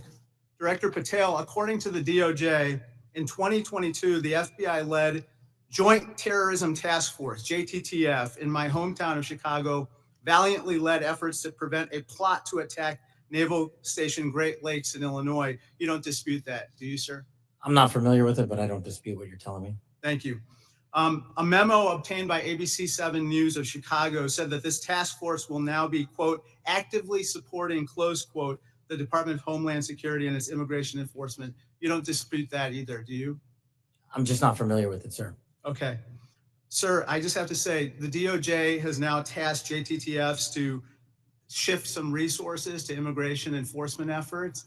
And I don't say this lightly, if there's a terrorist attack anywhere in the country, including in Chicago, and it was because the JTTFs in part shifted resources, they'll be held to pay. Thank you, sir. Gentleman's time's expired. Gentleman from Georgia, Mr. Scott. Thank you, Mr. Chairman. Director Gabbard, was the target terrorist named in the text, or was it simply referred to as target terrorist? The target was not named. Thank you. Was the location named? Congressman, no locations were named. Thank you. Director Patel, there was a specific accusation made about how close we are working with Mexico currently. My understanding, and I want to congratulate you on this, and I think it shows a shift of focus at the FBI since you've taken over to what it should have been doing all along, which is chasing the 10 most wanted that are threatening our country. My understanding is that 2 of the 3 were actually arrested in Mexico and are being extradited back to the United States. Is that correct? Yes, sir. We have been working. One of the first meetings I took as FBI director was my counterpart, Secretary Farouche in Mexico. And subsequent to that, we have repaid or extradited or expelled from Mexico 2 top 10 of the FBI's most wanted list and 33 other criminals. Well, it sounds to me like we're working closer with them today than we have in the last several years, and that the focus of the FBI has shifted to actually protecting American citizens instead of arresting pro-life protesters. Our mission is to find violent criminals wherever they are, and if they're in Mexico, we're going to get them. Thank you. And I appreciate you, and I appreciate the change in the focus of the FBI. I want to talk with you a little bit about the counterintelligence threats, one of which was an active duty U.S. Army soldier charged with conspiring to transmit national defense information to individuals located in China. What can you say in this setting, or can you briefly explain your work with interagency partners to identify and neutralize counterintelligence threats in the United States around this example? For me, sir? Yes, sir. So generally speaking, on counterintelligence and countering espionage, whether it's from adversaries like the CCP, Russia, Iran, or otherwise, we have prioritized them as an equally violent criminal enterprise seeking to do harm to our critical infrastructure and also to exploit and steal our data, whether it's government or private personnel. And so we have expanded our resources into them and working with the interagency to make it a priority. Thank you. I want to move on to the issue of the threshold of parole under the previous administration and the number of illegal immigrants that have come into this country, including people with known membership in terrorist groups. For those individuals that pose a risk and that we have captured and are being deported, are we sharing the biometric and biographic information with our allies to mitigate their ability to relocate or operate abroad? What we are doing at the FBI is sharing the information we're allowed to with our Five Eye partners. And then on an individual basis, we are trying to share information with other partners who deemed individuals that they find of consequence. Okay. As you move further into your position, if you have additional recommendations on how we better share information, please let us know. Yes, sir. Director Ratcliffe, China's influence on the Panama Canal has increased since 2017. Panama became the first Latin American country to sign on to China's Belt and Road Initiative. Can you talk about not just China embedding itself into the various canal-related sectors and operations, but what other areas in Central and South America have China and others increased their presence, and what examples concern you the most? Thanks, Congressman. Appreciate the question. I do want to comment. The question before about cooperation with Mexico, it's really across the IC. When Mexico's Secretary General Omar Harfuch, head of Mexican security, was here, he not only met with Director Patel, he met with Director Gabbard, and he met with me. So we have been working on that, again, to the benefit of both our countries. To your point, the PRC throughout Central and South America continues to attempt to use its soft power to gain a foothold. They use direct aid to countries that need it. They also provide funding to universities to get a foothold to create influence. And you mentioned the Panama Canal, and you've seen the diplomatic efforts of the administration to address that and push back on PRC ownership of the canal locks. But that ties into what the IC is doing. In these instances, it's important for us, Congressman, to the best way we can operate is to provide intelligence to countries in Central and South America, to provide them with briefings, which we do, to provide them with tailored analysis of our intelligence about how China is manipulating them, about how China is hacking them, the things that China is doing to gain a foothold, and Russia and Iran throughout that area. So the CIA is very much focused on that. Gentleman's time's expired. Mr. Crow. Thank you, Chairman. General Hawk, the NSA recently warned its employees not to use the Signal app. Is that correct? What we did, Congressman, is we put out cybersecurity advisories on a whole host of systems. On the Signal app that was included in that advisory, right? What we've done is we've put out an advisory on how to use the Signal app and other encrypted applications, because we do encourage our employees and their families to use encrypted. Because there's risk to that app. There are. Okay. General Cruz, DOD also issued a warning about vulnerabilities to the Signal app recently, correct? That's correct. Okay. Director Gabbard, you were on the Signal text chain in question, correct? Yes. As was Mr. Witkoff, the administration's lead negotiator with the Russians, correct? Yes. And at the time, Mr. Witkoff was actually in Russia during this chat discussion, was he not? I was not aware of that. Was he on his personal phone at the time? I don't know. Well, it's my understanding that he was indeed in Russia. Director Gabbard, you were also traveling during this discussion, correct? Yes. And where were you? I was traveling through the Asia Pacific region. I don't recall which country I was in at that time. You don't remember the country? I'd have to go back and look at the schedule. Director Gabbard, I want to direct your attention again to the text chain where it says, just confirmed with CENTCOM, we are a go for mission launch. Does that indicate to you that there is about to be a military operation? Yes.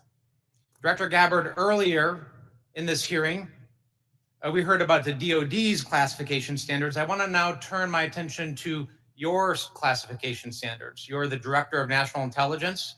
The Office of the Director of National Intelligence classification guide says, quote, information providing indication or advance warning that the U.S. or its allies are preparing for an attack, end quote, is to be classified as top secret. Are you familiar with that? Yes. Director Gabbard, have the Houthis indicated an ability to shoot down American aircraft? Yes. They have in fact done so, haven't they? Yes. Including MQ-9 Reapers, haven't they? That's correct. And that was one of the systems used in the attack recently that's the subject of this discussion, is it not? Correct. General Cruz, are you familiar with this system? I'm not wearing my glasses at the moment, but Well, I'll help you out. This is an SA-3 anti-aircraft system. correct. Are you familiar with this next system? I am. What is it?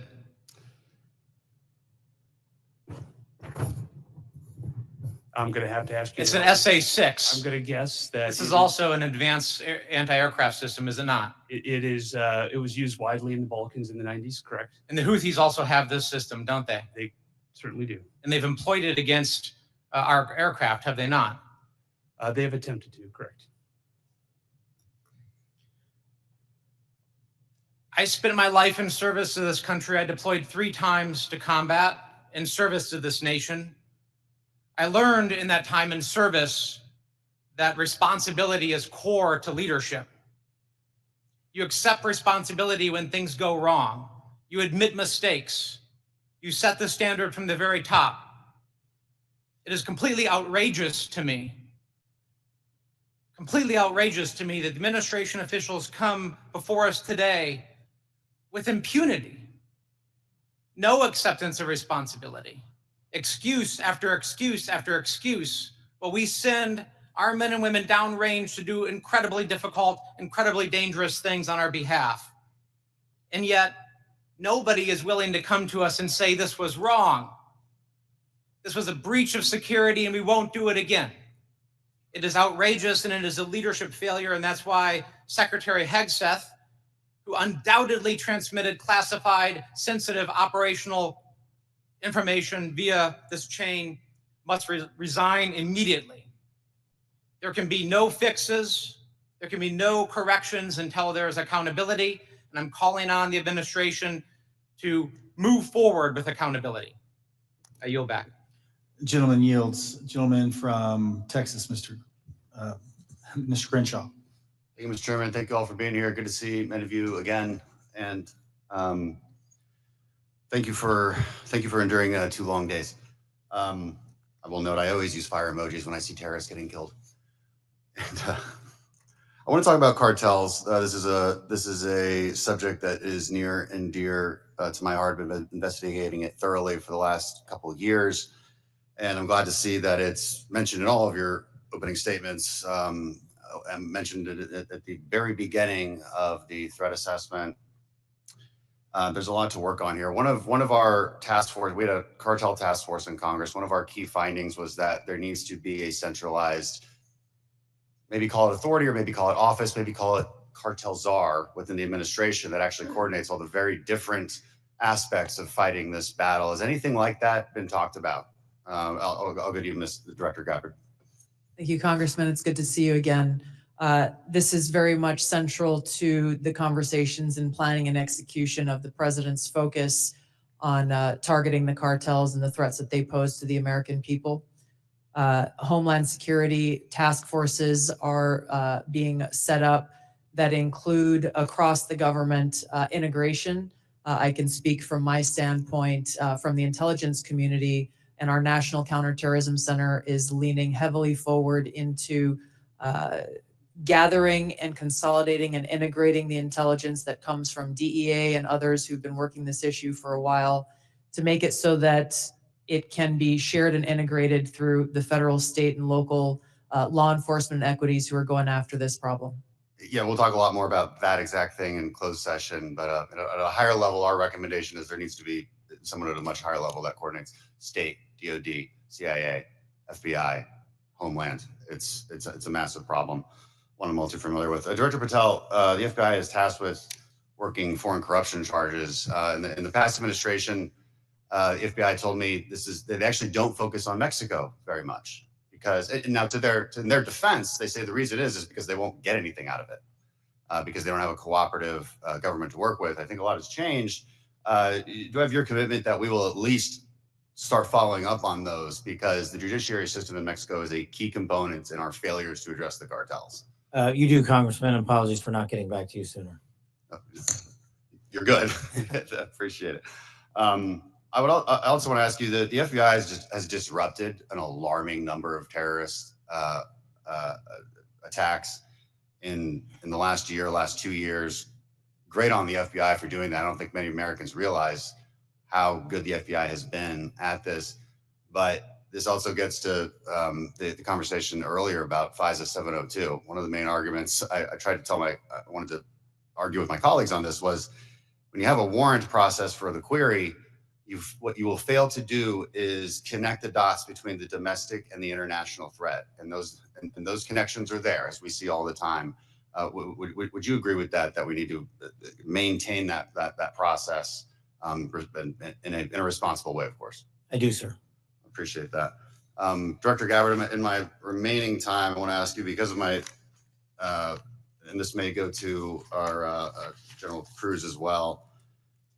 Because of my work on energy and commerce, we have an issue there with broadband spectrum auctions, and of course, this affects our intelligence community in a very large way, and our and our DoD. Getting right to the question here, how much, if any, spectrum can the DoD give up without having a significant effect on the administration's prioritization of lethality and deterrence? I'll defer to General Cruz, specific to DoD. I certainly wouldn't want to speak for all of DoD, and I think the committee is already in a fantastic conversation with the DoD on that issue. But broadly, what I would say is DoD has laid out the portions of the spectrum that it believes for both operational capabilities, and in closed session, I am more than happy to walk you through from the intelligence portion of the mission that we do. There are two different portions of the spectrum. We often talk about one, but not the other. And in closed session, I'd be more than happy to tell you why the other portion of the spectrum is important to national security. Sure, and the details are obviously classified, but we can talk about X and S spectrums and get a better idea for the public about, because the public would benefit from telecom having the ability to use some of these. When we look at 5G networks, 6G networks, so it's a conversation that we need to have and a much longer time to do so, which I've run out of. So I yield back. Thank you. Gentleman yields. Dr. Barra. Thank you, Mr. Chairman. You know, I associate myself with the comments of my colleague, Congressman Crow. I'm deeply disappointed in how we're handling this breach of protocol and so forth. You know, every year at the beginning of Congress, we take an oath to office. You know, this is an awesome responsibility to be a member of Congress, to protect our country. We have no greater responsibility than to protect our homeland. And, you know, when I walk into this committee and the honor of being on this committee, I don't see Democrats and Republicans. I see folks that every day want to do the same thing. But as Congressman Crow suggested, the mark of leadership, and we all are leaders in this room, is to accept responsibility when mistakes happen. And that signal chat was a mistake. I'm not here to impugn your character. You were all nominated by the president. You were all confirmed by the president. But we have an awesome responsibility and incredible responsibility to the American people. And then given that we are the United States of America, we have a responsibility to the world. And this really was a breach of protocol. I'll take you at your word that we are going to do a full investigation of it. Our responsibility as oversight is to understand this breach, understand who leaked information, how that happened, and then hold those responsible. You know, I 100% agree with the chairman in his opening statement. He said, where trust is breached, those responsible need to be held accountable. So do I have, and Director Gabbard, we served together, we came into Congress together. Do I have your word, when this investigation is fully completed, we will get the full breadth of the investigation? Thank you, Congressman. That would be my intent. I will caveat that by saying that this is being conducted by the National Security Council. I've not gotten any indication that they would try to withhold that, but I can't speak for them. Okay. I also, I see way too much politics when it comes to our national security and our national defense. We've got to keep politics out of this. We're not Democrats or Republicans. We're Americans. We're tasked with the responsibility of keeping our country safe. Director Gabbard, you have an awesome responsibility here to advise the president, to collate all the information, everything that the IC is providing, and provide that best advice and guidance to the president of the United States. We have to keep politics out of this.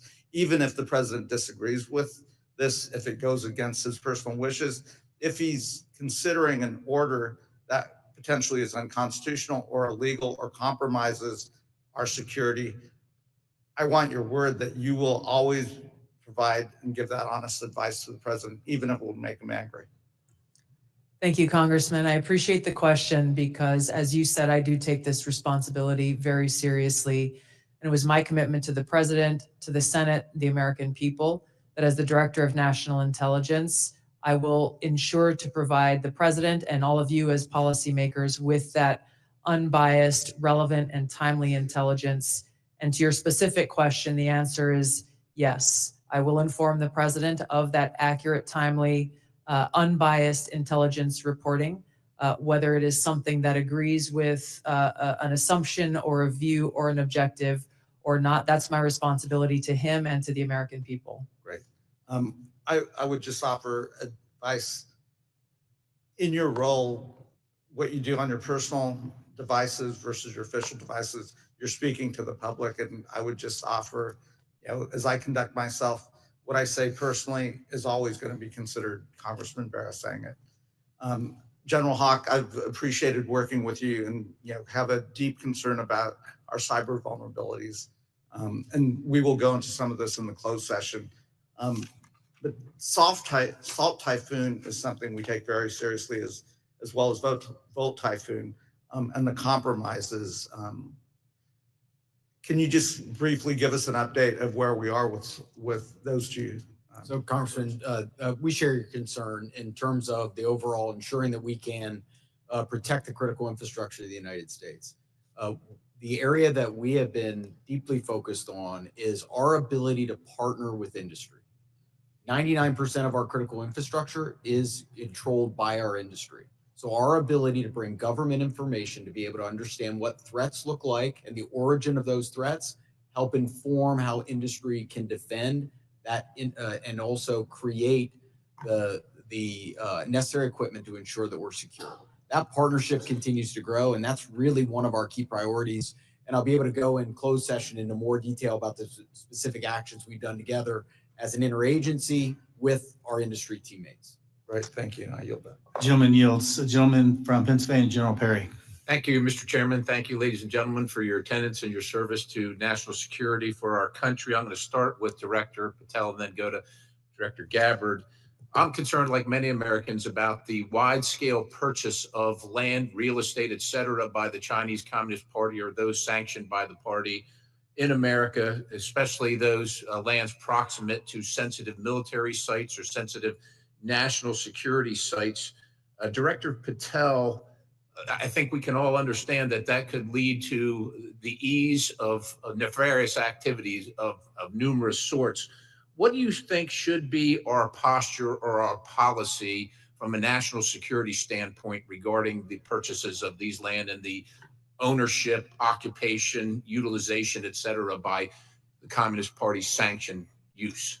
Well, Congressman, I appreciate the question, and I'm not going to shape foreign or national policy, but from the FBI perspective, if we had federal statutes to enact criminal allegations and pursue those relating to these matters, we would do so. I agree with you that having CCP actors purchasing large swaths of land next to military installations is a national security issue, a major one. And I would highlight to the American public, we're not allowed to buy farmland in mainland China or in Russia. So I don't know why we let that happen here, but that's a personal matter for me.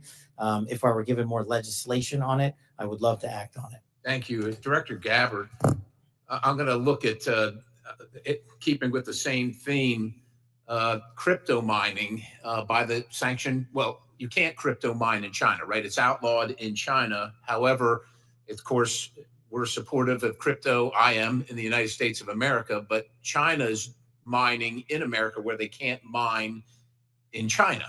And in particular, I'm thinking about one site where the mining was occurring close to intercontinental ballistic missiles.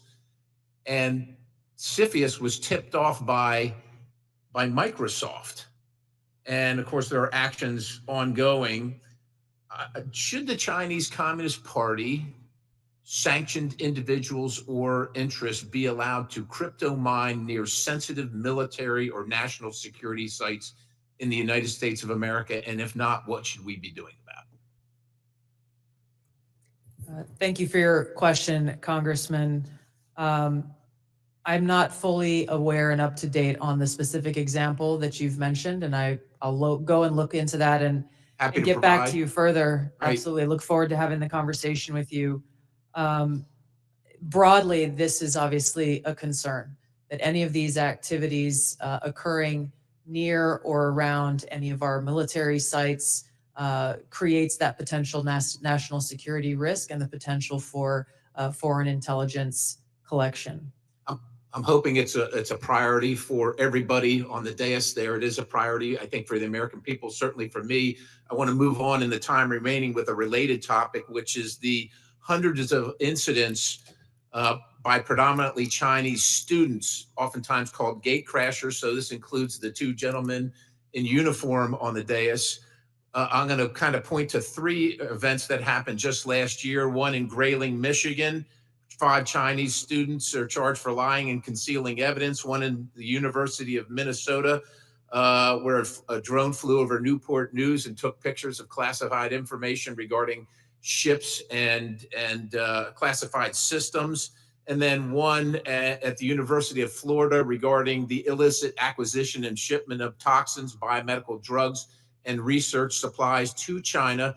In these cases, or most of these cases, we encounter these people and then we release these people. As a matter of fact, in the case of Florida, apparently she found out that criminal charges were being prepared and she dropped out of school and her whereabouts remain unknown at this point. What should be our posture? Because we're trying to follow up after the fact. We're encountering these people, whether they're gate crashers or whether we catch them conducting this illicit activity. We try and prosecute. That takes a lot of man hours, as you know, Director Patel. Is this the best policy, or is there something better that we can do? I mean, the Immigration Nationality Act of 1952 gives the Secretary of State the authority to revoke visas. But should these people be allowed to come to this country in the first place is the question. And what should our posture be? Anybody?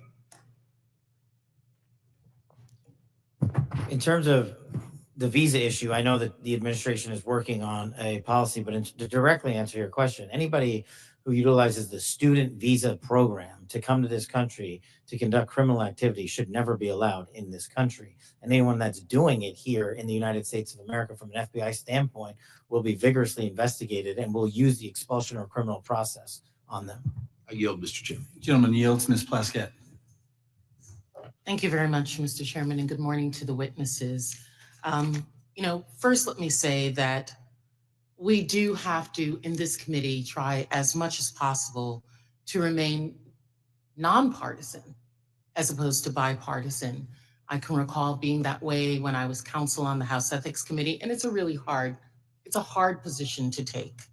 But I'm really struck by the fact that in December of 2023, many people made Secretary Lloyd Austin go through the stages of the cross in self-flagellation and mea culpas for not informing the president that he was having a surgery. And now how we're treating Secretary Hedgepeth as if he is untouchable. Mike Waltz, when he was a member of Congress, went in the Committee on Armed Services to talk about and slammed Austin for holding himself to a different standard than the American people. And yet we are not doing this across the board. And that's disappointing at the very least, very disappointing. Director Gabbard, thank you for your testimony. And one of the things that I believe I heard you say was that when there was a discussion by DOJ as to the cuts to foreign aid, that there had not been a request for an intelligence and national security or an intelligence assessment of the impact of those cuts. Was that your testimony a little earlier? Congresswoman, I have not seen any kind of actual official assessment either within the intelligence community or outside of it on what the effects of those cuts to USAID programs has been. But it was not requested by DOJ of you or of any of the areas in which you have oversight over? I'm not aware of any requests. Okay, great. Thank you. I know that there has been some open source reporting on what the effect of those cuts are. I mean, when we think about several examples, Kenya, our strongest regional ally in the Horn of Africa, and a key partner with us in the fight against terrorist group Al-Shabaab. And, according to the Washington Post, that's not definitive, and we can talk about this in closed session. Some Kenyan journalists are now being trained by Beijing, mirroring the US programs that have been cut by the administration. Director Gabbard, is letting China train Kenyan journalists going to make Kenya more or less receptive to American requests of the Kenyan government, do you believe? As you said, Congresswoman, our relationship with Kenya has been very longstanding. So do cuts of ours to train journalists in Kenya make them more or less, and Beijing having that make them more or less receptive? Clearly, there is strategic competition taking place. I'll withhold my personal view to look at an official Well, I was assessment. asking for your director view, not your personal view. And then additionally, we have ended Voice of America, which provided accurate, unbiased news, in our opinion. Meanwhile, St. Petersburg University has announced that it's opened 11 Russian language centers across Africa that pay special attention to the promotion of traditional Russian spiritual and moral values. Director Gaber, is Russia a friend or a foe? Are they our friend or our adversary? They are an adversary. Thank you. I believe that this reckless cuts make terrorism and our influence in Africa, which is on the front lines of terrorism, a real threat to us, and we need to be careful of it. Director Patel, one of the benefits of being here kind of in the middle is I get to hear other people's testimony and the questions that are asked. I know that Mr. Carson asked you questions specifically about the Counterterrorism Division. And we know that there has been some open source reporting that says that individuals within that division have been removed or been moved, not necessarily fired, but moved. Do you know if that is correct? I don't have any personal information on that, but people within the CTD component, which is a large component of the FBI, move all the time. And have they been moved? Are you able to get that information to us, whether they have or have not been moved? I'll go back to my team and see who has been moved. If you have a particular interest, we'll share it with you. Of course, we have an interest in Counterterrorism Division and movement of individuals within that. Because one of the other things I'm concerned about is you have stated, I believe in other areas, that the disbandment of certain sections of the FBI related to intel and breaking up components. Can you explain to us how you intend to do that or what you would like to do and why? My intention is to reprioritize counterintelligence authorities and cyber capabilities to focus on violent crime and national security. And that's what I'm doing. The gentlewoman's time has expired. Thank you. The gentlewoman from Missouri, Madam Ambassador, Ms. Wagner. Hi, thank you, Mr. Chairman. I thank all of you for being here and for your continued service to our country. Director Ratcliffe, you have repeatedly stated that China is our top national security threat, and I agree.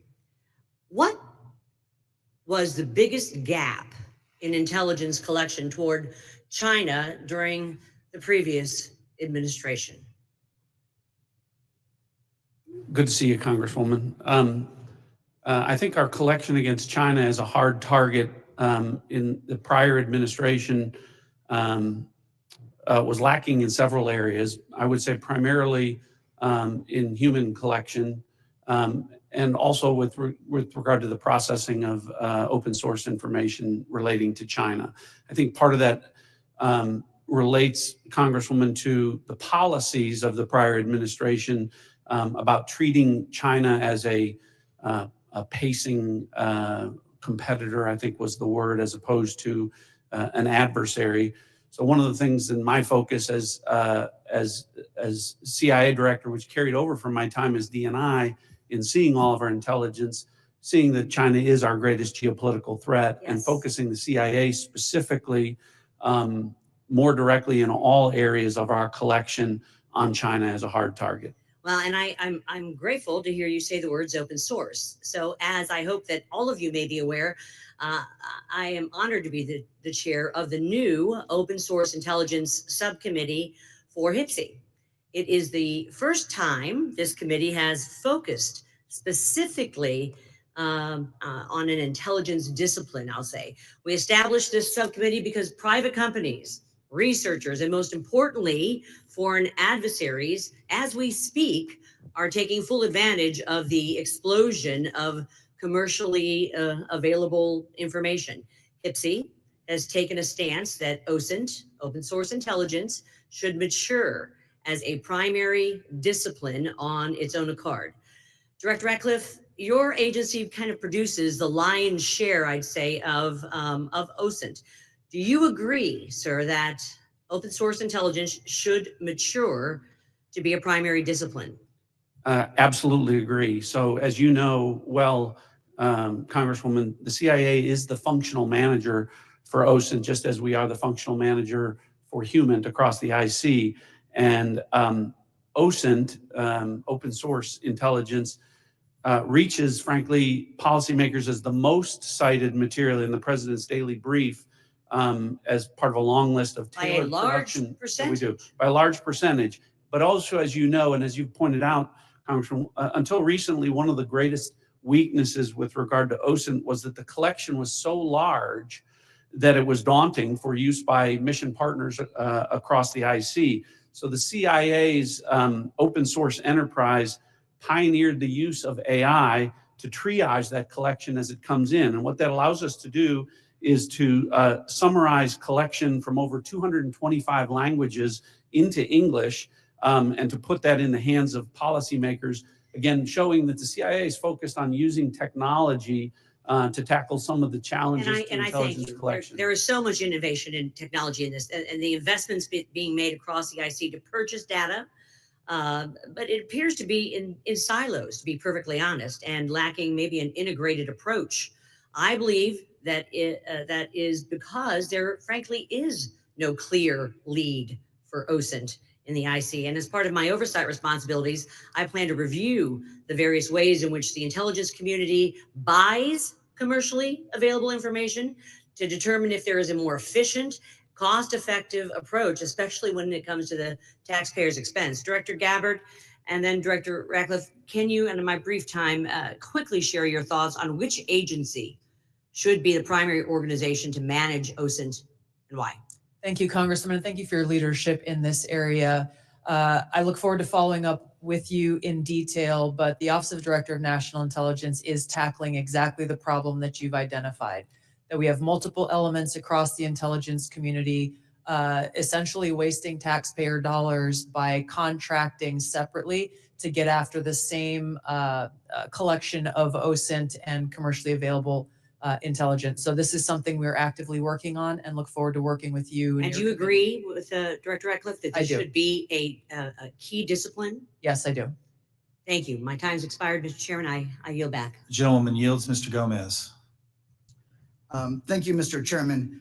So I want to make a few things clear before we move on to other questions regarding the Signal chat.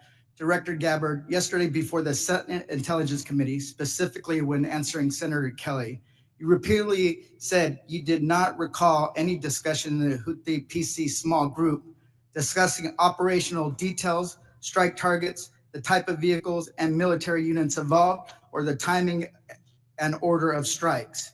Do you stand by your testimony from yesterday that you do not recall any of the discussions regarding this type of classified information? Yes or no? My response in the Senate yesterday, yes, I stand by that response. Obviously, the release of the screenshots that came from that chat group today were a refresher on what happened. As I said earlier, I was not involved with that portion of the chat, so it did not come to my recollection yesterday. Thank you. So I take that as you stand by your do not recall yesterday stance when it was you were asked those questions. You've been in office 43 days. Director Ratcliffe has been in office 62 days. This was considered the first major military operation using lethal force of the Trump administration. Was this the first, this was probably the first time that you've been involved with a discussion like this on a thread.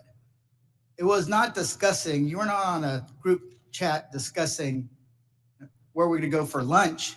You're discussing putting men and women of the armed services in harm's way. That's a major decision. So, and when did that happen? 10 days ago? Okay, I'll answer that. It happened 10 days ago. Here's the point.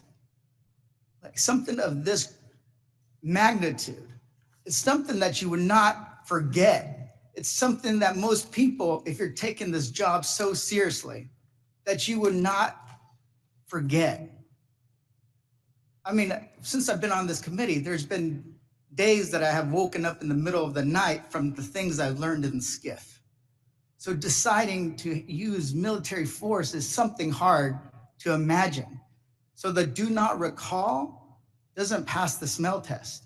It makes it's unbelievable that was the case. So that's what the American people don't understand. And I know a lot of folks in this administration were saying that they're going to take on the establishment and drain the swamp, but you have become that swamp in a matter of days, not weeks or months, days. So one of the things we're going to look into is what actually occurred, because the American people deserve a full accounting. Additionally, the main person who was involved in this thread that a lot of people want to talk to is Secretary of Defense Hegseth. And a lot of questions were brought up regarding his drinking habits in his confirmation hearing. To your knowledge, do you know whether Pete Hegseth had been drinking before he leaked classified information? I don't have any knowledge of Secretary Hegseth's personal habits. Director Radcliffe, same question. Yes or no? No, I'm going to answer that. I think that's an offensive line of questioning. The answer is no. I find it interesting that you want to. I'm going to answer. You asked me a question. You want an answer? No, listen. You don't want to focus on the good work that the CIA is doing, that the intelligence community. Director, I reclaim my time. Director, I reclaim my time. Here, I have huge respect for the CIA, huge respect for our men and women in uniform. But this was a question that's on the top of minds of every American, right? He stood in front of a podium in Europe holding a drink. So of course, we want to know if his performance is compromised. If people were asking if the General Austin was compromised because of a heart issue, was his performance compromised because of a successful strike? I bring my You want to know? You want to talk about accepting responsibility? Do you think you should accept responsibility for a successful strike to make Americans safer? I reclaim my time. I reclaim my time. So here's the thing. This is serious. As somebody, we've been briefed in this committee about using Signal. One of the things they basically said, the most secure phone call, the least secure text messaging. And we know that your people, Russians, Chinese, are on your phone. Gentleman's time's expired. Gentleman from Virginia, Mr. Klein. Thank you, Mr. Chairman. I'm going to give the director the ability to respond without being interrupted by his questioner. I appreciate that, Congressman. I guess, just a general reflection here again, that for the last 2 days, members of the intelligence community have been asking questions about a Signal messaging group and not asking questions from Democrats either in the Senate or the House on China, Russia, Iran, and the real threats that are going on to the United States. And you can say that you care about the good work that agencies are doing like the CIA and that you care about 140 stars on the wall. But no one's asked me about my second day on the job here, where I lit the fuse that led to a foreign government participating with us to capture one of the senior planners of the Abbey bombing that killed 13 Americans. And in the process, we worked with a government that previously hadn't, that hadn't cooperated with us on counterterrorism matters. Or the fact no one has focused on that within an hour of that taking place, I was on the phone with Director Patel and a few hours later with Attorney General Bondi, working together, the IC and the FBI working together to bring this person home in less than a week. Unprecedented success for the intelligence community and the law enforcement community. Exactly representative of the kind of work that we should be doing and the kind of work that an oversight committee should be asking about. But instead, we're getting questions about whether or not someone has drinking habits. I just wish in an annual threats hearing where the American people want to hear about threats, that's what we would be talking about. Thanks for the opportunity to clarify. Absolutely, Director. I want to thank you and all the people who work with you and all the witnesses and the men and women, the brave men and women who are putting their lives on the line each and every day for this country. And to the military as well, we are grateful and we recognize the sacrifice and dedication. Director Ratcliffe, you talked about China being our top national security threat, and I want to go to what really is the most active and persistent threat. It's related to cyber. It's related to the People's Republic of China cyber activities, Volt Typhoon, Flax Typhoon, Salt Typhoon, targeting U.S. critical infrastructure, targeting critical infrastructure overseas, compromising U.S. telecommunication companies. And I want to ask Director Gabbard, there are also regular compromises of government networks in the defense intelligence space. The Chinese are acting with impunity and targeting the United States. Clearly, the last administration had no effective deterrent strategy. Considering a whole of government approach to leverage legal export control, trade, and other levers, is there more that the U.S. can be doing to deter China's cyber aggression? Thank you, Congressman, for your question. In short, the answer is yes. Much of that relies on our intergovernmental planning and operations, but also very closely integrating with our private sector partners. This is essential for us to be able to harden our own cyber infrastructure, our own critical infrastructure, and to look at what our capabilities, both defensive and offensive, are and how those should be used. If I may, Congressman, I'd just like to address Congressman Gomez's maligning of my reputation and not giving me the opportunity even to respond to his accusations. What occurred in that Signal chat was an update to national security cabinet members that was also issued around the same time as updates to our foreign partners and allies in the region. There were no sources, methods, locations, or names of targets that were included in that chat. The decision to conduct this operation had been made long before that conversation took place. I do take my responsibility very seriously and played an integral role in providing the intelligence community's assessments that led to the ultimate decision by the president to conduct an operation, which, by the way, was very successful and continues to be very successful. I was traveling at the time, and I was not playing a very specific role, as these chats reflect, in much of the conversation that took place there.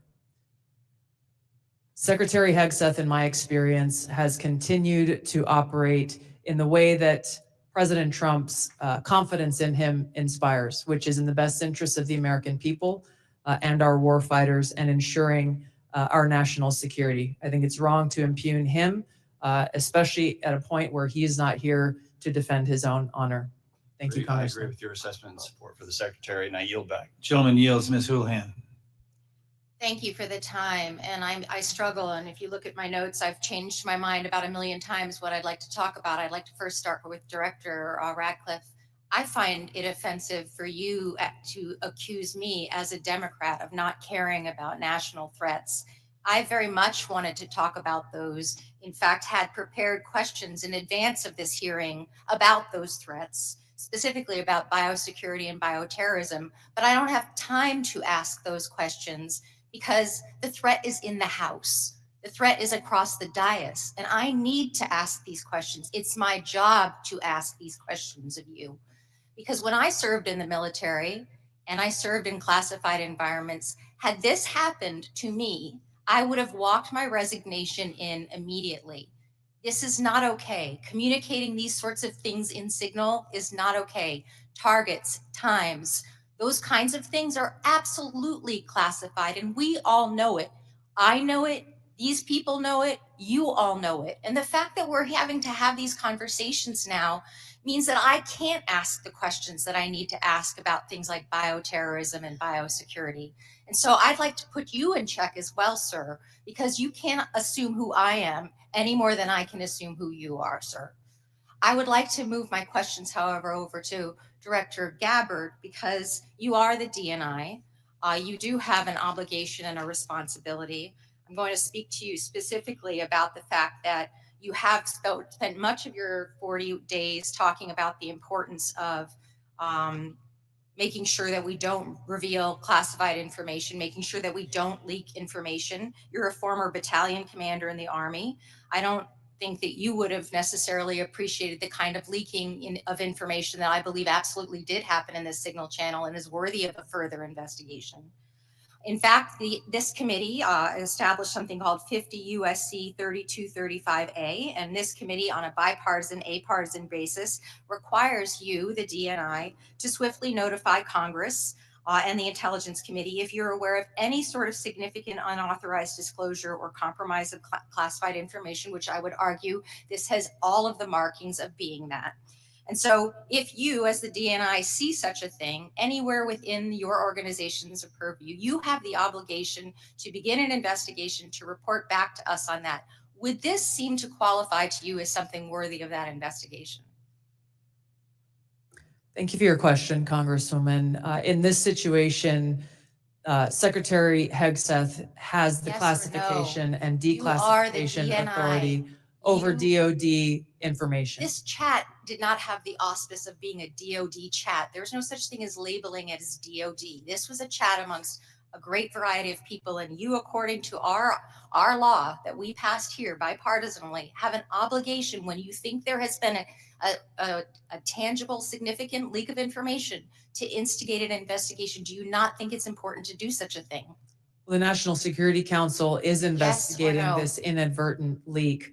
And again, I point to Secretary Hegseth as having the classification. I would argue that classification Secretary authority. Hegseth, if he had the dignity that he needs to have, should be walking his resignation in, because I believe that his probably is heading toward being relieved of his duty based on what I think are significant and illegal leaks, most likely.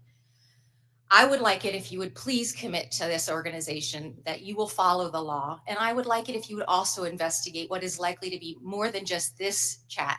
Because if there's one, there's more than one. If there's smoke, there's fire. Will you please obligate yourself and your organization to that investigation? Yeah, Congresswoman, yes, I will follow the law. Thank you. I appreciate that. And Director Patel, I learned just recently that you only heard about this yesterday, which blows my mind since I heard about it 2 days ago. And I'm just a low on the dais, junior chipmunk here. Did you really only hear about this yesterday?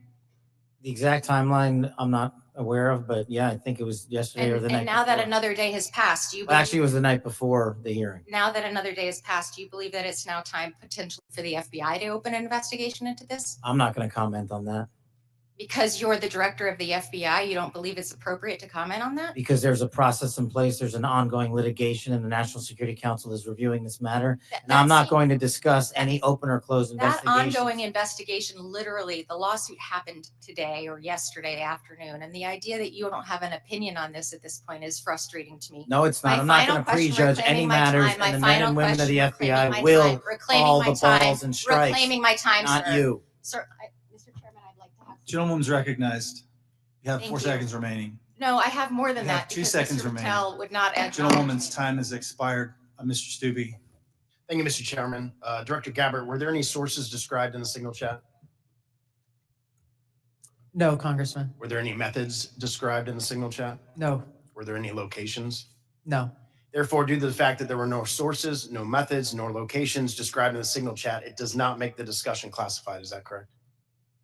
That is up to the Secretary of Defense determination. The Democrats are obviously making the assertions that what was in the signal chat was classified and claiming that Secretary Hegseth put this war plan out to the world, which he clearly did not. Were there any names in the signal chat? No, Any targets? no, Any locations? no, Was there a unit name or location of that unit? there was not. Were there any routes described in the signal chat? No. Wouldn't an operational plan contain that type of information? Every operational plan I've ever seen has contained that information. Thank you. Shifting to the real threats to America, the southern border. Due to the previous administration's open border policies, they allowed over 10 million illegals into our country. And during that time, there was 1,511 terrorist-related encounters at land border ports of entry, according to CBP. As someone who fought in the war on terror, I find this deeply offensive that the previous administration would sacrifice the security and safety of the American people in the manner in which they allowed terrorists, criminals, and rapists into our country. In your testimony, you state, and I quote, Based on the latest reporting available for year-long period ending October 2024, cartels were largely responsible for the deaths of more than 54,000 U.S. citizens from synthetic opioids. A lot of those citizens are from my home state of Florida. Cartels, narco-terrorists, and other violent transnational criminal organizations have violated the territorial integrity and sovereignty of the United States and have also fueled human trafficking and the opioid epidemic that many of my fellow Floridians have witnessed for far too long. I applaud President Trump and his swift decision to designate the narco terrorists and Mexican cartels as foreign terrorist organizations. And I want to thank each of you for making this a priority to fight against Mexican cartels, traffickers, narco terrorists that have been responsible for killing hundreds of thousands of Americans. For every narco terrorist and cartel member violating our sovereignty, poisoning the American people with fentanyl and other illicit opioids, know this: your days are numbered, and know that the full force of the U.S. government will soon address your atrocities once and for all. Director Patel, it's no secret that there is a growing presence of Mexican cartels operating fentanyl synthesis labs just over our border. Just last year, the CBP estimates that more than 21,000 pounds of fentanyl was seized at our borders. That is enough to kill more than twice the population of the world, of our country. What actions are you taking to strengthen the FBI's fight against illicit fentanyl within our borders? Thank you, Congressman. It's good to see you. We have made it a priority at the FBI because fentanyl and illegal narcotics kill an American citizen every 7 minutes. That is a national security crisis, not just at the southern border, but at the northern border. And the Mexican cartels, along with their illicit partners in the CCP and other adversarial countries that are doing harm, are not just taking the fight down south, but they're bringing it up north. So we need to be more vigilant as to what's coming in through our northern border as well. Known and suspected terrorists are flowing in through our northern border more than they are our southern border, I would say, because of the successes we've had in closing the southern border. But when it comes to specifically, to fentanyl, we are making, to date, since January 20th, 383 kilograms of seizures of illegal fentanyl, which is enough to kill 29 million Americans. And other than enhancing border security measures, what would be the most worthwhile action the United States could take to eliminate the cartels and stop the flow of illicit fentanyl? I got one answer for you. They're making the precursors in mainland China, and we don't have the authorities to go after that fight there, and we need to take it head on, because without the chemicals and precursors, there is no fentanyl, and they are moving that material around the world and into the United States too freely. Director Gabbard, I'd like to reemphasize the threat that our adversaries are exploiting via fentanyl and other illicit drugs that are entering our country through the border and poisoning millions of Americans nationwide. It's essential that all components of our national security apparatus are united in their efforts to protect the American people and our communities from such harm. Is there any reason to believe that the Mexican government isn't doing enough to finally eradicate the cartels and other transnational criminal organizations operating just over the border? Congressman, I can only speak from my vantage point, as was stated previously by Director Ratcliffe. We have already been introduced to and begun collaborating with our counterparts in the Mexican government. Could there be more done? I would say absolutely yes. I know that the Trump administration across his cabinet are looking at opportunities to be able to do that. And Director Patel just hit on this with CCP and precursors, but to what extent have we seen other malicious actors worldwide partner with the cartels to infiltrate and target the United States? Related to the production of fentanyl. Yes, ma'am. India is one of those countries that is providing some of those precursor materials as well as equipment. Thank you for being here today. My time's expired. Gentleman yields. Mr. Quigley. Thank you, Mr. Chairman. And I know it's all us who are worried about this only, but apparently the Senate Armed Services Committee Chair and Ranking Member requested Inspector General report on this chat. So I'll tell you why more people are worried about this than you might think. And that's, Director Gabbard, your position was created post 9/11 because of the horrible intel failure that took place there, where we weren't sharing information. It wasn't adequately shared within the community and between our allies. We have to believe that our allies look at this as a colossal mistake and will at least hesitate to a certain extent, wanting to share sensitive information with us that keeps us safe, because they're worried about their sources and methods as well. Wouldn't you be at least somewhat concerned that our allies would look at this and say, that wasn't the perfect way to communicate? Congressman, thank you for the question. if that information that was put out in the chat by the Secretary of Defense had included specific sources and methods and targets and names, then the answer would be yes, but that was not the case. Let me stop there because there's such a limited time. Generals, look, you're here because you got tough spots, so I have to put you on the spots. You're passing information like this just within your agency, and you know that it's going to include, we are go for mission launch, Houthis, sea lanes, the information about the weapon systems. That gets to the Houthi military commanders. Doesn't it make you think they're at least going to say duck? Thank you for the opportunity to weigh in on the issue. Yes, if we were collecting this on our adversaries and we're able to get this information, as was asked of General Hawk earlier, we would consider that classified, but it's classified under the collection piece. The data that we're talking about here is the operational data, not the intelligence data. Respectfully, sir, just because we have limited time. Secretaries. The Houthis military leader is going to duck when he hears this, or he's going to take some action, or he's going to try to shoot our planes down, right? If he has actionable intelligence, he will certainly use it. I'm talking about this intelligence. You don't think he can figure out? Houthis is mentioned a couple times, sea lanes. They show the weapon system. At least it's a credible warning to him. I would offer the Houthis' defensive position has been constant since the 15th of March. All right. General, I'll just take a whack at it. You're the Houthis military leader. You get this information passed on to you. It doesn't make you at least take warning. I would, Congressman, I think from the Houthis' perspective, they do have air defense equipment, and they would be able to detect aircraft being able when they're entered into the Red Sea, and certainly when we have our intelligence aircraft operating over top of their country, they'd be able to detect that activity. But being forewarned is extraordinarily important. I'll take another stab at it. If just language like this in a different context, okay? But just within your department, sir, your people are passing this information. Do you advise them maybe they don't use Signal on this? Are there other forms? Obviously, they're going to be more secure.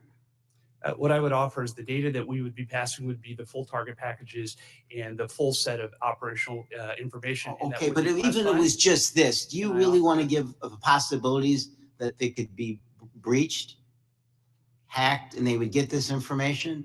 Wouldn't you, even with just this, sir, respectfully, wouldn't you want to use a more secure means of communicating?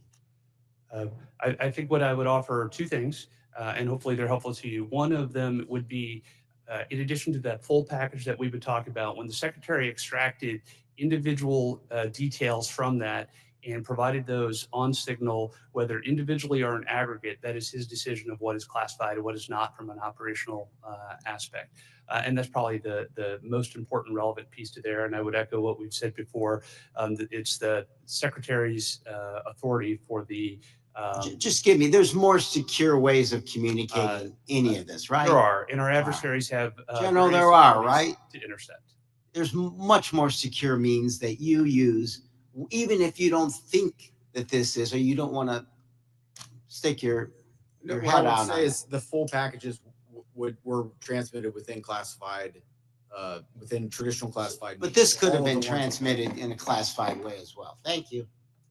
Gentleman's time has expired. The gentleman from Arkansas, the distinguished chair of the Financial Services Committee, Mr. Hill, is recognized. Thank you, Mr. Chairman. And let me say, Director Gabbard and Director Radcliffe, it's so great to have you back in the Longworth House Office building.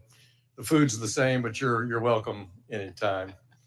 Director Radcliffe, you know, we've served for 10 years together. I'm certainly aware of your extraordinary service at the DNI and here in Congress. And I just have a couple of follow-up questions on this topic of the Signal chat. Were there any war plans distributed in that Signal chat? No, Congressman. And were sources and methods that would compromise our intelligence system or your agents in the field around the world, were they discussed on the Signal chat? No. I appreciate that. I just think that's an important thing to have on the record. Director Patel, I co-chair the Americans wrongfully detained, American Hostage Task Force here in the House. And I just, in fact left Tigran Gambaryan, a former FBI official who I helped get out of prison in Nigeria last year. I just left him a few minutes ago. You've you know this issue very, very well. And President Trump's made such a commitment to bring Americans home. There's some 30 Americans still wrongfully detained or held hostage abroad. Is the FBI committing to work through its officials in our embassies around the world to bring those Americans home? Thank you, Congressman. And as you know from my prior service in the prior administration, President Trump brought home over 50 hostages and detainees worldwide. And that effort is being redoubled now until every single American is home. And the FBI, from my perspective, has been given a directive that any wrongfully detained or captured person overseas is a priority to bring back. We're so grateful to the president for making this a priority. We don't want our citizens that hold a blue passport to suddenly be a target in all their interactions around the world. That's wrong, and I'm glad President Trump's made it a priority. I look forward to working with you on that.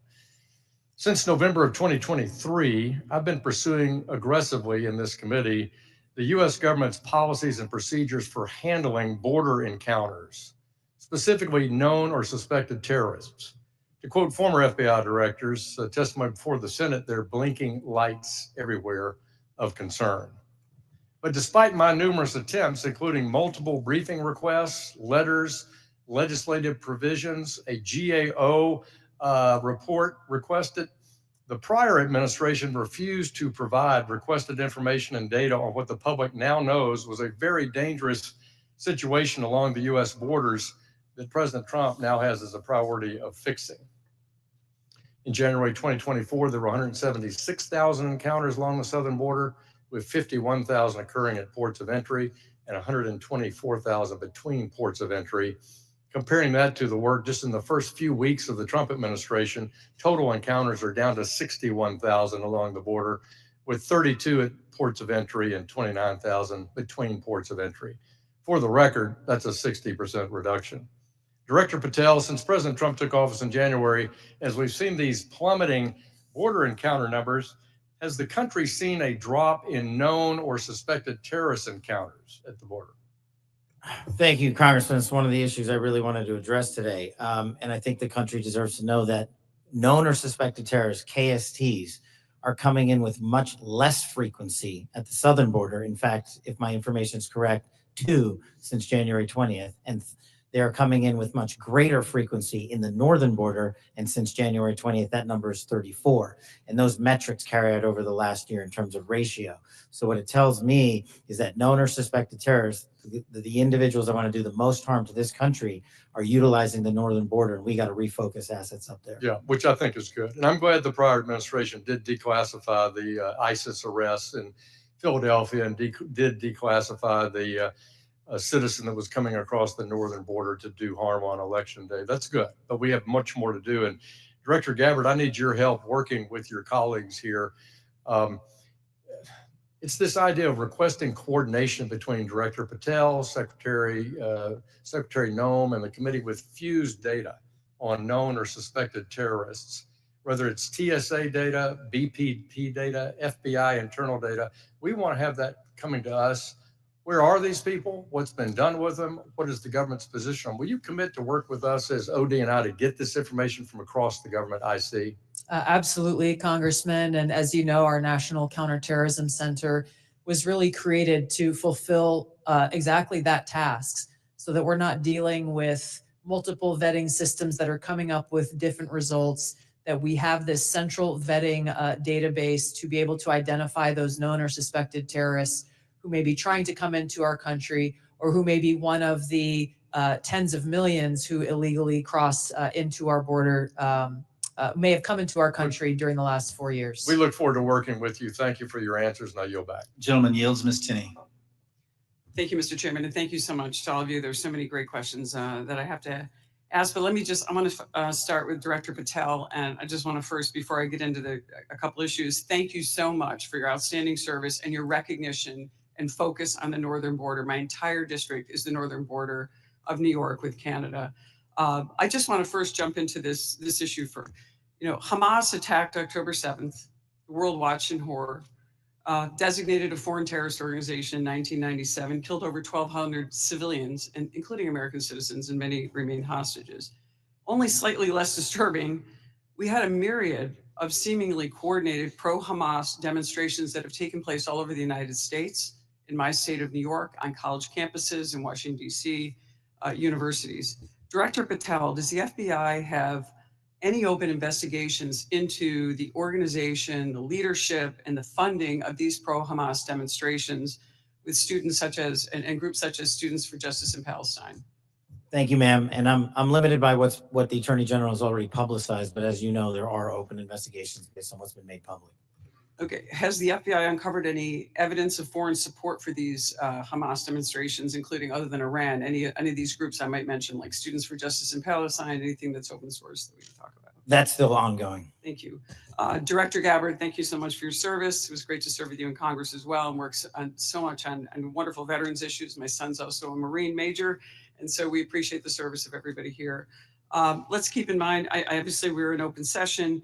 Do you have anything or ongoing intelligence to suggest there's foreign support from governments, non-government groups, and individuals that have helped these pro-Hamas demonstrations all across America, including on university campuses? Congresswoman, there are some assessments that reflect that, and we can talk about that in the closed session. Great, thank you so much. And now I want to get back to Cash, Director. Great work on the northern border. I'm one of the co-founders of the Northern Border Security Caucus, and your information has been tremendous. Once I got the district that I represent now, this sprawling, long district, the entire northern border is Canada. And as you say, 358 suspects on the terror watch list. Almost 90% of the suspects on the terror watch list are coming across our northern border. I'd love to talk to you. What is the FBI doing specifically dealing with this northern border? And what access point are you? Who are you working with? Is there a way that we have got a way to handle this with the foreign terror threats? And I say this in light of my district specifically, where New York State, led by Democrats, by the way, is notorious for their unwillingness to work with law enforcement. Under Governor Cuomo, we cut off the ability. I know Congressman Quigley talked about working together after 9/11. The state hit hardest by 9/11. And Governor Cuomo put in a law that prohibited law enforcement from working together in 2019.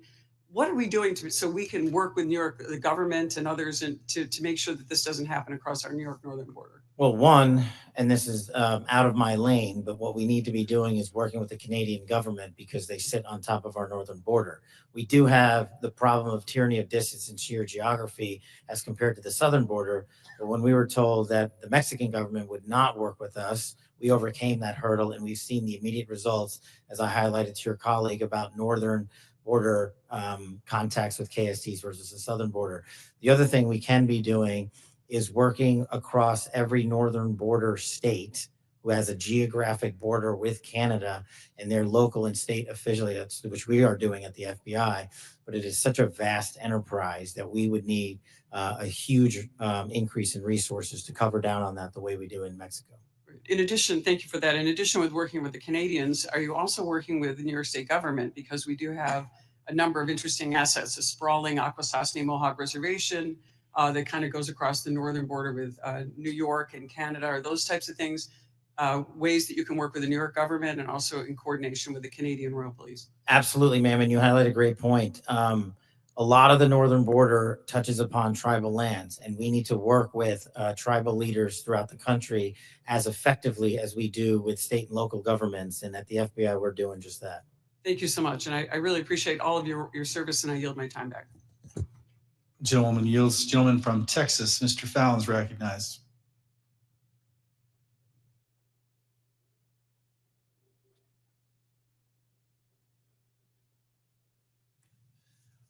Thank you, Mr. Chairman. I appreciate it. Director Patel, many of us have grown, increasingly alarmed at the sheer number of foreign nationals we're seeing caught spying on our critical infrastructure or, near sensitive sites in the country. One example is a Chinese national who was flying a drone, allegedly flying a drone over Vandenberg and taking pictures of the base. He was arrested in the San Francisco airport not that long after.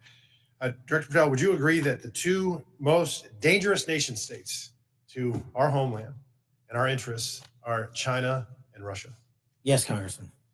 So it would stand to reason that we should pay particular attention when foreign nationals from these two countries, who we've already established are the greatest threats to our country now and in the future, when they try to sneak into our country illegally. Absolutely, sir. Can you speak on the illegal migration we see from Russia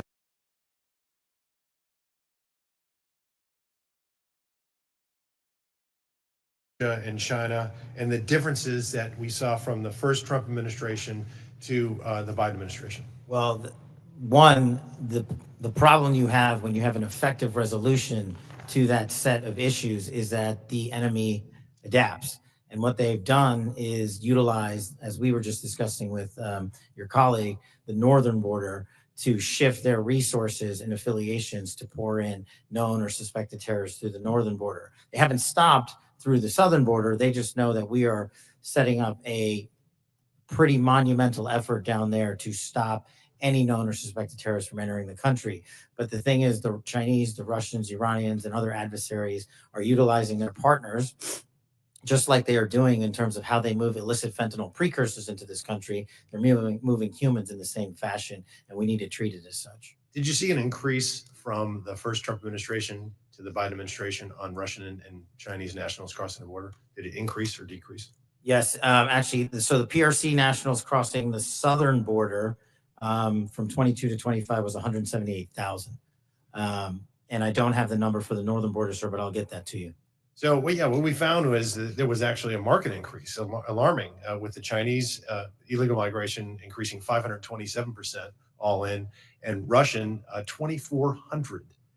And if just 1/10 of 1%, some tiny fraction, 1/10 of 1% are actually asset sleeper agents loyal to Moscow or Beijing, they could wreak havoc and mayhem in a free and open society. It's very dangerous. And then those are the ones we know about. What about the ones that snuck across and we never found them? The unknown gotaways, if you will. So, Director Patel, there's also great concern about the increasing number of counterintelligence threats that are penetrating all levels and branches of government, both local, state, and federal. The number of elected and appointed officials willing to betray this country is becoming increasingly pervasive. Last year, we saw a former senior aide in the New York governor's office, Linda Sun, and her husband, Chris Hu, indicted on charges of money laundering and acting as foreign agents of the People's Republic of China. Ms. Sun used her position to block Taiwanese representatives from access to New York state officials. Instead, we're rolling out the red carpet for those PRC officials to have those meetings. I mean, that's some scary stuff. So when we have someone like Sumi Terry, who also worked covertly spying on Korea while working simultaneously with various think tanks, and she had been national security official, and she'd worked for the CIA and the National Security Council. Because of her job, members of Congress and their staffs had access to these Korean intelligence officials, and she was paid with, thousands of dollars in luxury gifts. But Director Patel, I get that these investigations are ongoing and sensitive. But to the extent that you can, could you please briefly highlight the severity of these counterintelligence threats, including a rough estimate of the number of open counterintelligence cases that are pending?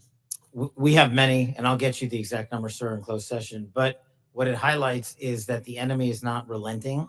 They're actually doubling down and tripling down on their efforts, and there's no sector in government that they won't go to and try to infiltrate and penetrate access and turn people in this country against our own nation. So that is a national security threat of our time, as is the terrorism threat and as is the fentanyl threat. It needs to be treated as such equally. And at the FBI, we're doing that. Thank you. And Director Patel, will you commit to providing this committee with classified briefing on the severity, the FBI processes and procedures, including defensive briefings related to counterintelligence threats involving elected and or appointed officials?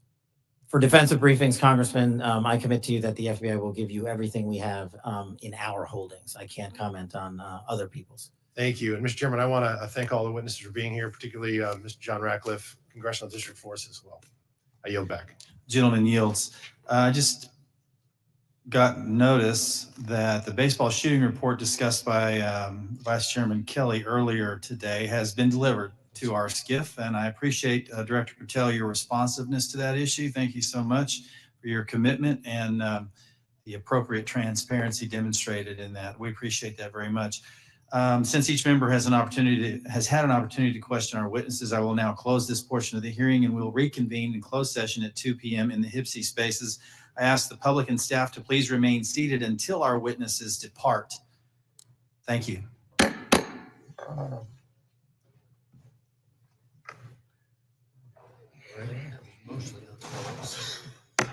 This is